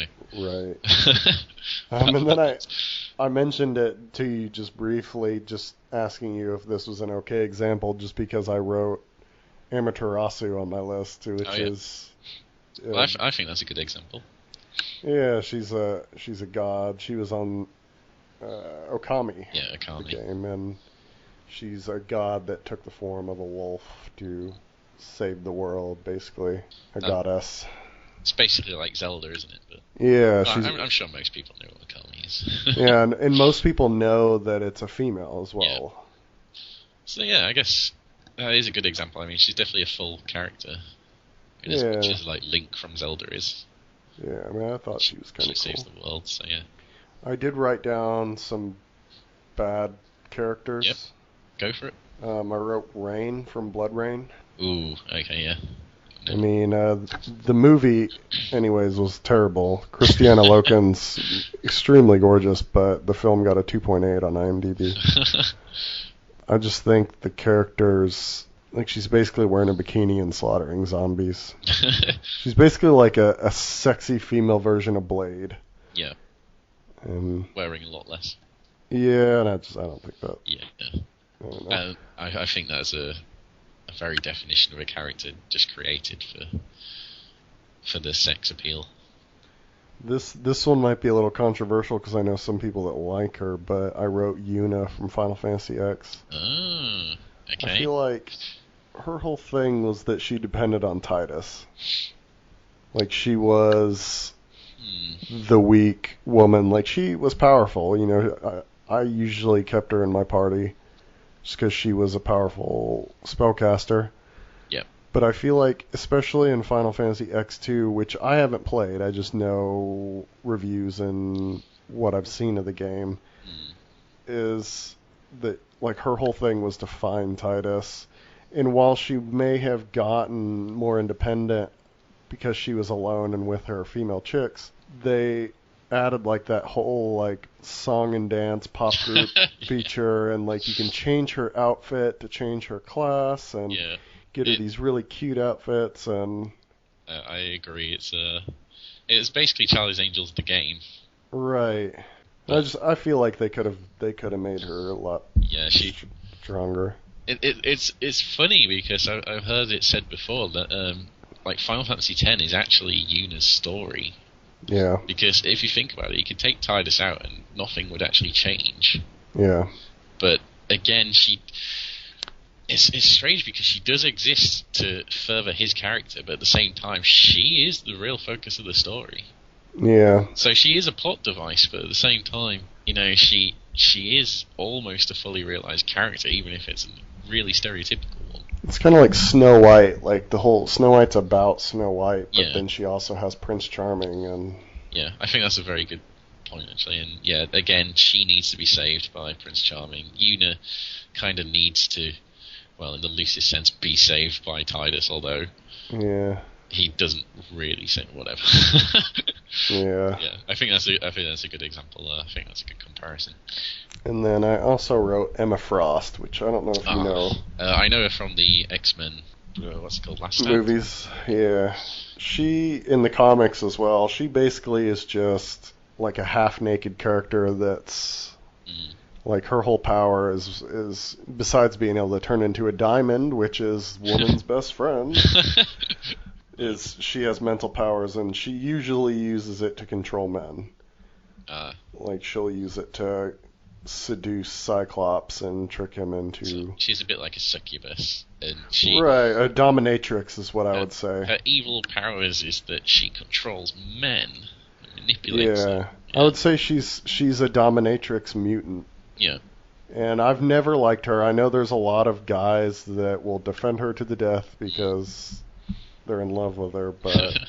Well, I know that in the film, her performance, the actress's performance, was easily the worst. Yeah, and I mean, she was like in lingerie half that film, and she was seducing men in that film, and... I think she is definitely the weakest link in that film, and purely based on the actress, like the performance, but... Yeah, I think the character's just, I don't know. I don't think she's a good female, like a strong female character. I just think she's not really a trope, but like a stereotype. Yeah. So I added her to my worst female characters list. That's a good example, I think. Who have you gotten? Right, well, ones I personally put on, for ones that are good, I put Ellen Ripley as my favourite. From Aliens. Yeah. Nice. I think she's probably the best example I can think of. She's in the new Aliens Isolation game as well. Is she really? She's the main character, and she's voiced by Sigourney Weaver. Okay, I might have to get that. Yeah, and she looks awesome in the game. That So. does sound good. Yeah. Main reason being, like, you see her character arc develop, but right from the start, she's in a position of power. Like, you know, she is the authority, and also she's the only one with a calm, rational, level head, talking sense throughout the whole thing. And there is, like, the whole comparisons you can make, like, she has power over men because she leads men and blah blah blah. But throwing that aside, as an individual in that kind of situation, I think she's a very good example for anyone. Like, not saying that you would be in the situation of Aliens, but, you know, in a crisis situation, Yeah. she's got her head screwed on. And then also, like, there's the whole thing in Aliens where she's with Newt, you know. There's the whole maternal things, and it's a focus of the film. It's a big focus of the film, and it's still really interesting and exciting. Yeah. You know. I definitely think she's a very strong character. Another example is Sarah Connor. Okay, yeah, she's another strong one. Especially in Terminator 2. Yeah, she's a badass in 2. Yeah, it's one of my favourite scenes in all of cinema, is when she goes to assassinate the guy who makes Skynet. Yeah. And she's got the guns and stuff. I love that scene. It's amazing, that scene. But yeah, you know, again, she's got her head pretty much screwed on. Even when she's in the mental asylum. She's tough. She's like just as tough as the Terminator. I mean, she took him on in the first one. She is badass. She's a little cuckoo in the second one, but she's. Well, you would be, wouldn't you? Yeah. Well, it's mainly because other people making her feel that way because Yeah, they don't exactly. believe her and all that stuff. Another character I put was Korra from Legend of Korra. Okay, which I haven't seen. No, for those of you who don't know, it's a sequel to Avatar: The Last Airbender, and yeah, she's more than just being a female version of Aang. She's more than just being a woman Avatar. She has to deal with a lot of serious stuff, and it's actually more serious than anything you ever see. So she goes through a lot of shit, and she stays strong, and, you know, keeps to herself. You know, so very good example, I think. I'm not going to spoil anything for anyone. Well, I saw the preview for the new Legend of Korra game that just came out this week, and she looks like a badass. Like, the way she fights in that game, if it's anything like the show, which I'm guessing it is, like, she looks like, well, she can handle herself. It's pretty funny, like, how in Avatar: The Last Airbender, Aang is very maneuverable and he dodges and stuff, and that's part of his style. Yeah, because Airbending is evasion and and stuff. But Korra is very brutal and upfront, and, you know, she throws powerful kicks and punches. You know, she doesn't shirk away from that kind of thing, and you don't really see that much. Yeah, I find so. I think she's a good character. Well, it's good if animes. Is that anime a Japanese anime, or is that an American or Canadian? It's an American anime. Okay. Well, it's produced by Americans, but they did outsource a lot of the animation, to Korea. But the later series of Korra are actually animated by a French studio at the same time, so they did like half and half. Okay. So, well, I was gonna say, well, it's great if Japanese anime writers are writing it with stronger women, but yeah, that's not happening yet. well, they seem to still follow the same kind of stereotypes. But another example is one of my favourite characters, Sakura from Street Fighter. Yeah, which you were playing. Yeah, she's my favourite character in Street Fighter 4. But the main reason I like her, and I can see a lot of problems with her, because at the end of the day, Schoolgirl outfit. Yeah, she is the fangirl. She's the Japanese fangirl. That's what she is. Okay. She's a fangirl of Ryu, and, you know, she follows him around and obsesses about him and that kind of thing. Well, she says the same, like, Hadouken! But what I like about her is that she's not bothered about her appearance particularly. She wants to look like Ryu a little bit. Well, she has short hair. Yeah. she's very upbeat. She's very enthusiastic about what she does, and she knows what she wants, and she works towards it. And even like in her moves and things, when you see her perform moves and stuff, she's often cheerful and that kind of thing, and talking to people happily, and she's always grinning. Like, she'll throw out a kick and stuff, and she's got this big cheesy grin on her face, like a monk and stuff. And I really like that. I really like her enthusiasm and that kind of thing. It's infectious to me, even though she's a character. Yeah. Like, it inspires me to be that enthusiastic. So, I think that's why she's my favourite character. You sounded pretty enthusiastic the other night when you... I was getting my ass kicked, yeah. But yeah, no, I really do like her as a character for those reasons. Okay. Last one I'm going to mention on my list of good characters is Xena, Warrior Princess. Yeah, Lucy Lawless. I actually had a big discussion about this with one of the girls I spoke to, about how she could be seen as sexist because of what she wears and stuff, and she falls into a lot of the tropes of strong female character. Okay. In that she wears skimpy and fetishistic gear, to fight in and that kind of thing. But it is actually slightly practical in that it gives her a lot of freedom of movement. Well, ever so the whole myth of Amazons are that they were strong, powerful, independent women who were also very good looking, that seduced the men to get their seed in them, and then they killed the men. Yep. And so, technically, Xena's an Amazon, right? She's not an actual Amazon, but she's based kind of off it. Yeah. So I mean, they still have to be attractive. Like in the lore, I guess you could say. Well, the thing is, there's nothing to say that a strong character can't be attractive. Right. But I mean, in the skimpy clothes. Yeah. I know real Amazons used to cut off one of their breasts so that their sword arm had freedom of movement. Freedom of movement, yeah. Which Xena didn't do. I'll just say that. That'd be quite harsh to do to the actress, though. That would be dedication, yeah.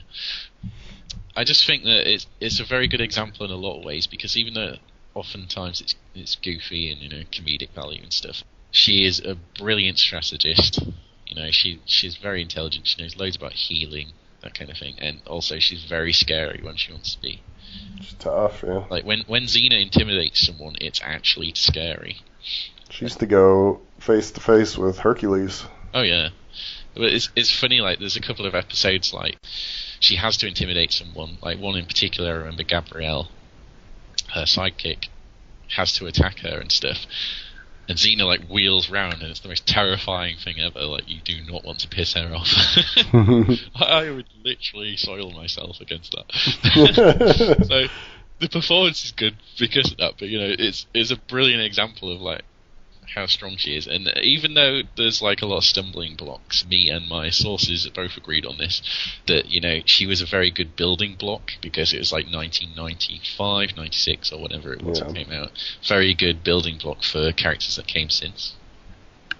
Well, if you notice, both the Sigourney Weaver and Lucy Lawless, like a lot of the characters that they play still today are very strong, independent women. Yes. And I think it's because that was like the niche that they got themselves into by playing Ripley and almost typecast. Typecast, exactly.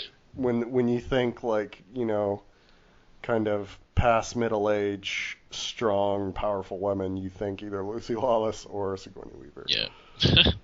I think it is interesting, like, there does seem to be a lot more female leads getting prominence in nerd culture. Yeah. For instance, even Disney, like, there was Brave with Meredith. Yeah. And, she, even though it wasn't that well done, it was still, she was independent, she could handle herself, that kind of thing, and she is the main character of the story, so... Yeah, I need to watch that, and I need to watch Frost. So. Frozen.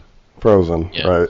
Frozen is a little more stereotypical. Okay, princess. It's still really good. It's still really good, but yeah. Okay. But I think if you start to see that stuff in Disney, then something's definitely changing. Yeah. I mean, other ones, like there's the Hunger Games, for example, that's very popular, and there's Twilight. Katniss is a badass. I think I actually find Katniss a poor example as like a role model, personally, but obviously I'm in the minority on that, and I know plenty of girls in particular will defend her and laud her as a good example, but personally I think she's not actually that good. Yeah. Well, it sucks that you haven't watched Divergent yet, because it would be a good time to talk about that main character, but yeah, it's the same idea. Well, you can talk about it if you want. I'll just cover my ears. No, joking. No, it's fine. I just, Well, we can always talk about that in the next episode when I've actually seen it. Right, yeah. We can do it during our scary movies. No, just kidding. What was I going to... Oh, I was going to talk about the lead in Star Wars also. Like, I'm really hoping that Disney makes her a strong, realistic, independent female character and not a trope that relies on this possible, like, stormtrooper...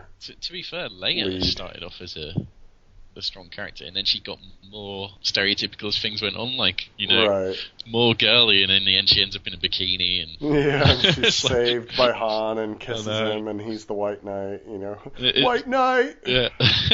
He's White Knight. You should have let her get out of Jabba's palace alone. They should have let her stay in the Death Star. Yeah. And give away the rebels' plans. Yeah. How dare they go save her? Yeah, she could have saved herself. Oh no.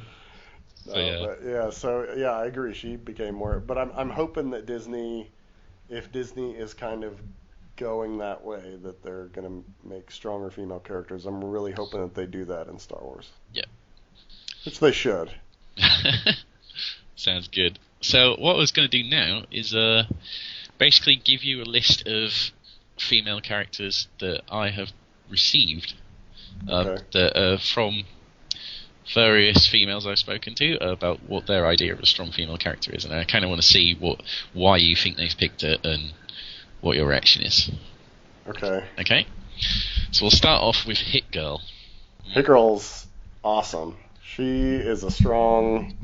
Well, I gotta think back, because in the first movie she is just super badass. Yes. She's really kick-ass without being kick-ass. In the second movie, she becomes a little less badass just because it's more... Her story's like in reverse.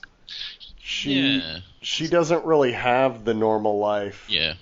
And she doesn't have like the normal attitude, and so in Kick-Ass 2 she kind of goes backwards and starts to feel things and have emotions and have a normal life and care about people. Yeah. That's a good thing, like. Yeah, and so she quits being Hit Girl for a while, and again, spoilers, but. Oh yeah, sorry. Yeah, this show has spoilers. Yeah. You shouldn't be listening to it. You should know by now that we have spoilers. So. Right, and so I think she's a strong female character. Yeah, I particularly think she's the best thing in the Kick-Ass films. It's right, she is. That's why they put a lot more of her in Kick-Ass 2. Like, everyone just wanted to see her do her thing again. Yeah, I mean, the first scene where Nick Cage shoots her with the gun and she gets up and she wants to go eat ice cream was like the best thing ever. Yeah. She's just like, I'm just fucking with you, Daddy. It's like, I'm already in love with that character. Now, do you not think her life is kind of shaped by a man for his own selfish reasons, or? Well, so yeah, again, I'm playing devil's advocate here. Right. It seems to be like it's such an abstract concept that a lot of things can appear sexist. It can. You can think of it that way, but the character wouldn't be any different if it was a boy. That's true, yeah. Like, if Nick Cage trained a boy to do it, he would be probably the exact same thing. He might have a different fighting style. Yep. But, I mean, a young boy at that age isn't going to be much... I think it works better because she's a girl. Like a little girl, and it's like the most extreme thing you would not expect to be so brutal. Right, and I think that's what they were going for. Yeah. And yet, if you overthink it, you could say she was trained by Nick Cage, so she's shaped by a man's ideas. But I just think that's thinking way beyond the pale. And I think even then it could be excused slightly because, again, it's her father, and what child isn't, shaped by their parents? Yeah, So, exactly. I think it's a bit more excusable there, if anything. But yeah, as I say, I'm playing devil's advocate on all of these. So, next one is Lyra Blackwa. Do you know that character? No. She is the lead character in the His Dark Materials books. It's a trilogy by Philip Pullman. Yeah, I've never read those. You may have heard of the film they made, The Golden Compass. That had Golden Compass, okay. Nicole I haven't Kidman. seen it, though. It had Nicole Kidman and Daniel Craig in it. I just know it had a mountable polar bear, and a lot of Christians hated it because it had an atheist message to it. Yes, wow. Yeah, the books have an atheist message. It was boycotted in the U.S. Again, spoilers, the basic premise is that they need to kill God. Okay. So sounds cool. But it's not quite as bad as that. If you actually read it, it's really not that offensive at all. Right. But she is... I've read these books and I actually really enjoyed them. The film was terrible, but mainly because it was a clash of acting styles. Okay. Like they brought in a lot of different actors who can act, but they're all from different styles. So they clash whenever they have a scene together. It's awful. It's so hard to follow and stuff, and also they suffer from exposition dump because they have to explain what the hell's going on. So every freaking line of dialogue is something explaining the world and stuff, and they didn't need to do that. But yeah, that sucks. Lyra herself is the main character. Obviously, she does meet a male, and they become more or less partners. But at no point does she need saving or anything like that. She doesn't exist for his benefit. In fact, the very first book, her motivation is to learn and discover and, forge new paths that no one else has, and also to save her friend who is a boy. Okay, well, it's like the reverse situation. Yeah. That sounds cool. So yeah, I would actually recommend reading them.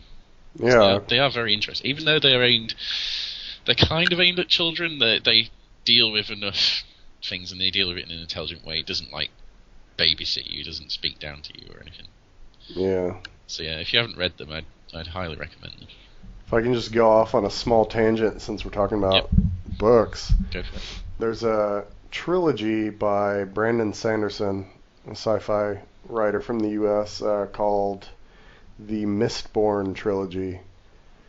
Then it's a really Brandon Sanderson writes some of the best magic, like strange, unused before magic in any sci-fi or fantasy books that I've read, and these books have a super strong female lead, and she's basically like the pickpocket homeless girl. I see.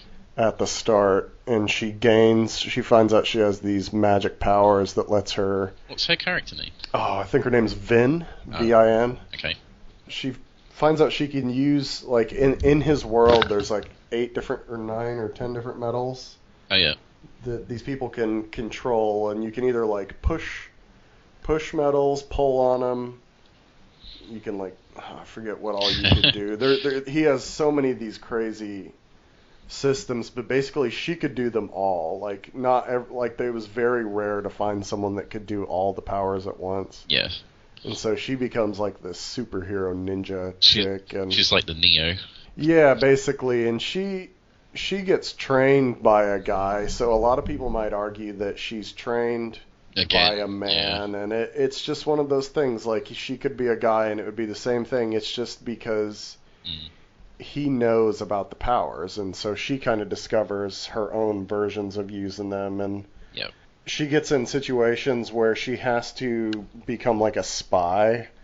Like there's a huge class system in the books, and she's very low class, but they need her to be up into like the highest caste of like the leaders of the society, and so they have to dress her up in a dress and teach her how to dance and to eat properly like they do in that society. And it's very funny because she's not that type of girl. She's a very tomboyish, but she's a really good example of like a really awesome, strong woman that ends up saving the world basically. And from what I've researched, that kind of ties in with another character that was suggested one called Sabriel, Sabriel? which is from a series of books, very similar. A woman who has magic powers, that kind of thing. I haven't actually read anything about this. I didn't even know who this character was until I googled it. Apparently they're good. They've had good reviews, so Let's check them out. it sounds interesting to me. So it's definitely something I'm going to read. And you're writing a book where the main character is a strong female. Well, let's hope so.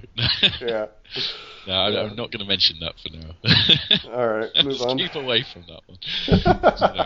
But yeah, No one must know. no of us know yet. Okay, so other characters that were mentioned was Tetra, which we already touched on. Xena, which it was one I had on my list. Yeah. We've got Zoe and Kaylee from Firefly. Okay. Now I don't personally know Firefly very well because I haven't ever got into it, and I liked Serenity, the film, but the actual series I kind of found a bit slow. So this is on you.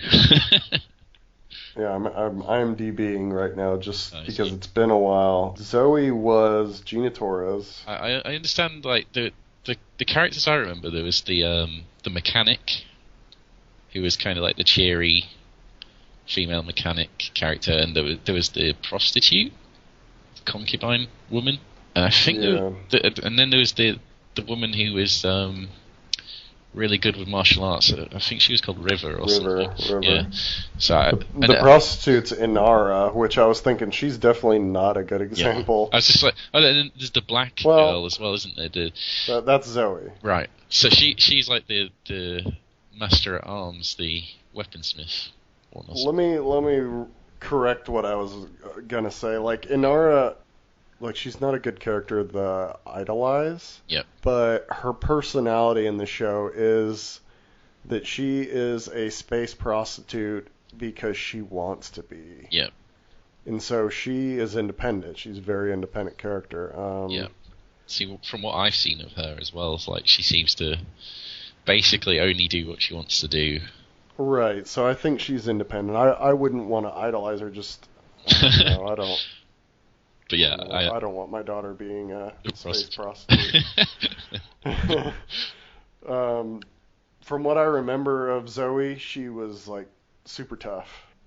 From what I can remember, it's been a long time. Yeah. And what I remember from Kaylee is that I think she was like the romance object, like the woman. Like I feel like she might not have, like she had a crush on somebody at some point, whether it was Nathan Fillion's character or someone else, but she had like a crush on someone, but she was too shy to share her feelings at some point. That's true. I can't really remember. Well, that's okay. What I was going to say, another name mentioned was Ripley again. I swear I'm not fixing this. I went to my list first and then thing it. And then there was Buffy and Willow. Okay, Buffy. Again, Joss Whedon. Yeah, I don't know much about Willow because I didn't watch the show that much, but I know Buffy's kind of a badass. See, I've seen the show quite a lot, and Willow starts off as the That's Allison Hannigan, right? Yeah. She starts off as the nerdy girl, and becomes a witch later on, and actually gains a tremendous amount of power. Like probably one of the more powerful people in it. Okay. So yeah, I really can't think of any kind of overt sexism that isn't at least tongue-in-cheek in the Buffy series. So. Right. I mean, Sarah Michelle Gellar's just a gorgeous actress, and so I mean, you can't really. Yeah, I mean, get her on her looks. Yeah, there's nothing there. Like they don't sexualize her just to be an object. I mean, she is her own character and stuff. And again, she has the male, character kind of guiding her, but she often goes against what he says, and sometimes, what she does, which is the opposite of what he says, is the right thing to do. Mm-hmm. And again, he's pretty much played as the father character anyway. But yeah, I think they do a very good job there. But it's funny that Joss Whedon actually went on record and say Buffy is basically a creation from Xena. So the inspiration for Buffy came from Xena. Yeah, I mean, they're both ass kickers. So it goes to show that Xena, although early, was a step in that direction. Like, Xena's a very influential character. So yeah. Game of Thrones is a book that, I don't know, I guess you haven't read them or watched the show, but it's a book that has, it's strange. Like, it's got a lot of prostitutes in it, And it's not like they want to be prostitutes. It's just because they're poor or they need money or it's just medieval times, you know. Yep. And there's a lot of rape in the books. Yeah. But all the main female characters are really, really strong, independent women. Yeah. Like, and they like Daenerys. Yeah, I was going to say Daenerys. It's like you might have heard her. She basically gets sold to a barbarian, and he just wants to use her as a sex tool. And she ends up dominating him and becoming basically this queen of power, and she's like the epitome of power, basically, in the whole series. And Arya, the little girl, she basically she loses like a lot in her life, and she goes off and becomes her own person. Sansa Stark, who's one of the other characters, she's very weak and like kind of My Fair Lady at the start, but then she starts to find herself. So I was going to say, like, Daenerys becomes powerful despite the situations the men put her into. Exactly. So, yeah, I can get that. Yeah. And there's an evil woman from the bad guy family in that show, which I'm trying not to spoil a whole lot for you, named Cersei Lannister. Yep. It's alright, I'll forget by the time we... Yeah, she's a horrible, horrible person, but she is so incredibly powerful that she like controls the whole like royal city under her thumb. Like she gets her way, basically, and the only person that can stop her is her father, because he just sees her as a woman, and he's going to marry her off to someone that will get him money, and he doesn't respect her wishes, as he's a misogynist. Like, he doesn't respect her as a woman, and he loves his sons more than her, but she is like really the son that he wishes he had. I see. So that reminds me of Gladiator as well. Yeah. Like, he actually says, if only you were born a boy, which is obviously predictive of the time, but, you know, he preferred her. Okay, other characters. Rose Tyler from Doctor Who. Okay, I don't watch Doctor Who, so I wouldn't know. Okay, she's one of the Doctor's companions, and she's like the first one of the like relaunched Doctor Who, so Christopher Eccleston, and carries over to David Tennant. I heard she was like a romance sex object for one of the Doctors, and they're trying to... Yeah, she does actually end up like having a relationship with the David Tennant one, and it was kind of implied and that kind of thing. But at the same time, she's very smart on her own. Okay. You know, she often copes with these scary things on her own and stuff, and she often saves the Doctor as well, so they kind of had this interplay there. That's cool. So, again, these are characters that people have picked. Another one that several people have mentioned is Hermione Granger. Okay. That's an interesting one. I don't know. I feel like at times Hermione's super strong and independent, and at times she's super weak and relies on Harry and Ron. See, this is the argument I said at the time. Like, the very first instance of like when they meet Hermione is they need to save her from this troll. Yeah. Because she's like hysterical and crying and can't defend herself. I mean, she does save their ass a lot in the books, but I don't know. I feel like at sometimes she's just I feel like that writer just kind of wrote her up and down. So I get the impression that a lot of these, perhaps it's not that big a deal that they are saved by a man. It's more that, like, she's obviously the most intelligent one of the lot, and she's the most talented of the characters. Yeah. So it's kind of that, like, the level of power. Yeah. More than anything else. Like, anyway. Well, we could talk all about Harry Potter, just because I love the fan theory about Neville actually being the chosen one and being the savior of them all. No, it's implied, that... I love that theory. And I wish, like, I know that J.K. Rowling, she said that that's not what she was aiming for, but I wish she would have just been like, maybe. Just so that... Just say maybe, Because I love the idea of it not being Harry Potter. Like, it's like the whole thing of how Anakin was the chosen one, and he actually ended up being it, even though it seemed like Luke could have been. Well, they actually established like Neville could have been the prophecy one, but he wasn't. Whereas he does satisfy the right criteria though, still, doesn't he? Right. Yeah. So he still could does. still have been.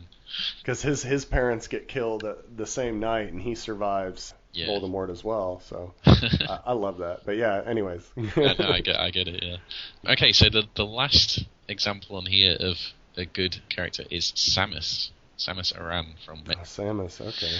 Now I am very confused by this one. Okay. Because if there's anyone who's been sexualized from the beginning for the male audience, it's Samus. Right. Yeah, that is a confusing one, just because it was a surprise that she was a female, because she's such a badass, and she doesn't really look female in the armor. And it's like all of a sudden they reveal that she's a female, and guys get a hard-on and want to see her in a bikini. Well, that's the thing, it's like, blow away their misconceptions, like you've been playing a woman the whole time, but complete the game fast enough and she's in a bikini. We were talking about Haloid the other day. Yeah. That's the YouTube video where someone created Halo and Metroid and made him... Monty or something. Yeah, and they made him fight, and then at the end it's revealed that Master Chief is a black-haired Asian woman, and Samus and Master Chief take their armor off and start making out at the end. Like, that's basically what people think of Samus. That's basically what happened, In it, to a lesser degree, that's what happened. It's like, oh my god, it was a woman all along, and then, oh, she's in a bikini. That's the worst part of the whole Haloid as well. Yeah, I completely agree. I think it ruined the end for me. I don't know. I just think it's guys who get hard for strong, powerful women wanting to see them in a reduced state. See, it's funny how like the Zero suit for Samus in particular is a skin tight bodysuit, right, and stuff, and doesn't leave much to the imagination, and very heavily sexualized by Nintendo. But she's got a lightsaber. But in like Smash Brothers, like her opening appearance when she first appears, it's like you get a huge flash of TNA as she comes in. That's like the first thing you see before you even see her face. She does the Spider-Woman pose. Yeah. And it's like even the controversy now with the new Smash Brothers, and like they've put Samus in heels. Like, that's oh god. Controversy because why would she have heels? That's not practical for fighting in, that kind of thing. Yeah. Now that aside, because I'm a big fence sitter on that issue, very very sexualized character. So I'm very curious as to that choice, but I wish they would just go back to making a good Metroid game. And not make it about her sex, make it about the story and her just kicking ass. I know, and they could have done that with Other M, but they completely ruined that one, didn't they? Yep. Yeah. The pattern I've noticed here is that a lot of the choices me and you made were characters who were really badass and good at fighting and that kind of thing. Fighters. Whereas the characters that the women have chosen tend to be more like driven and stuff, not necessarily good fighters, although they're in here too. Tend to be like strong, independently minded people. Yeah. So it seems like we pick different choices. Yeah, the last choice that I forgot to mention was Miss Marple. Miss Marvel. Miss Marple. Marple? As in Agatha Christie. Oh, okay. Now I was like, huh. That's my reaction as well. It's like an eccentric kind of old woman who solves mysteries and things, but I can kind of get it. Yeah, she's like a female Sherlock Holmes. Yeah, pretty much. She's very knowing with the things she says. Smart. Yeah. She doesn't reveal all her cards and things, so she's always in a position of power and that kind of thing. And again, that kind of reinforces what I said before. Like, seems to be the intelligence and the drive and a position of power, but not through force. Yeah. That seems to be the pattern here, I think. Did you want to mention briefly the Dead or Alive franchise games? Yes, we should mention that. Yeah, Dead or Alive is obvious sex sells. I am a shameful owner of Dead or Alive 3, 4, and Extreme Beach Volleyball See, 1. I have 2 for an Extreme Beach Volleyball. But I did not buy Extreme Beach Volleyball in my defense. I was given it as a gift. I still accepted it readily. I did buy the game not in my defense, and I did play it until I unlocked the most revealing bikini in it. I was 15 at the time. So, Give me a break. At the end of the day, there's going to be characters like this. Funnily enough, my favorite character in Dead or Alive is the drunken guy. Oh, yeah, the drunken Ken? thing. No, it's- I can't remember his name. I can't remember if it's Ken No. or Kent or some. But yeah, I don't fight as one of the women. See, just my because- favourite was Tina in Dead or Alive 2. Tina is awesome. She's the one with all the wrestling moves. Yeah, I really liked her fighting style and stuff, and I could use it pretty well, so that helped. Although she's a bad example a lot of the times, but then all the women Right. are. I think all of them in that game are. In are my bad examples. incredibly poor defence, I will say that I always put her in the costume where she was wearing jeans, boots, leather jacket, and everything as covered up as possible. Yeah. So, I don't know. That's funny. Oh man. So yeah, that's about it really. I mean, we could go on about this forever. Yeah. Hopefully we didn't offend anyone. We probably have offended someone, but I think one of the things to take away from this is that it's such an abstract concept, sexism and things, and we all kind of highlight different qualities as to what we think is a good example and a bad example. And we need to have conversation Yes, instead exactly. of 120 characters of hate and miscommunication, misinformation. Exactly. I was just gonna say we need to like redefine words like feminism. Like I am pro-woman. I love women. I think they should get equal everything that men can get. Yep.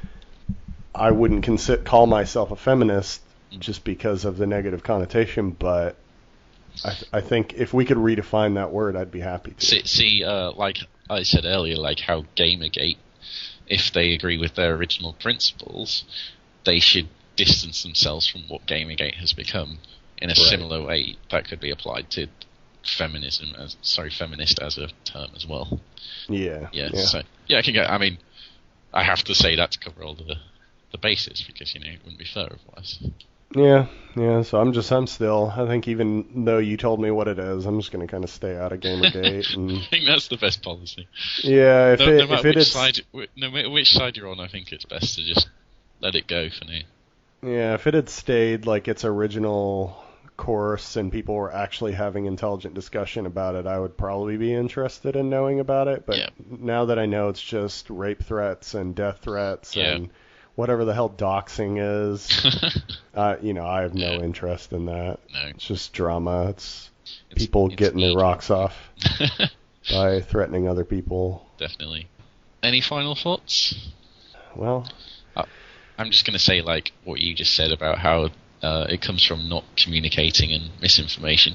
I think that's it, and I think if both sides try to see it from the other person's perspective, but especially, like, I think a lot of men are trying, but they've still got a long way to go, and I think there's a lot of guys out there being a bad example for those of us that are trying. Yeah, I think a lot of the time people aren't deliberately going out of their way to do something sexist. I think in their eyes that it's not sexist at all, and they may even be taking steps to have it not be sexist, but again, not all things are equal in that sense. Like, you can't have Spider-Woman in that position the same as Spider-Man because it is different.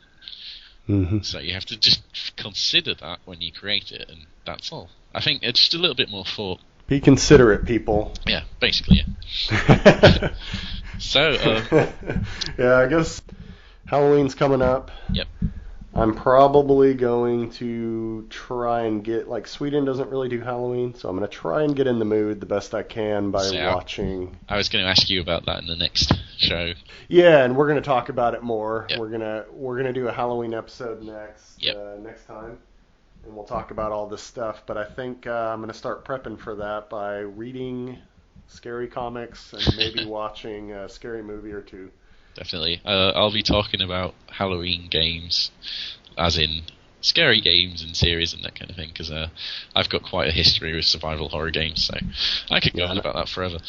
I'm not a scary game owner or fan, so I'll have to leave that to you. But if I do come across a cheap scary game, I might try it. Like, I know Alien Isolation's supposed to be okay. Well, there's plenty of, like, indie ones out there. So Yeah, I might just look for like a weird, creepy game Yep. instead of like a scary one. sounds I did play Dead Space, so maybe I'll go back and play that. that's not a bad idea. Okay. Yeah. So thanks for listening. Yeah, you can find me, Everett, on Twitter at EverettGetsIt, and you'll be able to find this podcast on iTunes and on nolivesremainingpodcast.podbean.com. Hmm. And on YouTube. Yeah, and on YouTube. Once we Can we get those find you? uploaded. Can we find you anywhere? You want to mention your YouTube? Yeah, I have a YouTube channel as well. It's about 40k tactics. It's called Turtle Talk. If you play 40k and you want some battle tactics, then check it out. Yep. Well, for me and Adam, Yep. thank you for listening, and we'll see you guys next time. See you next time.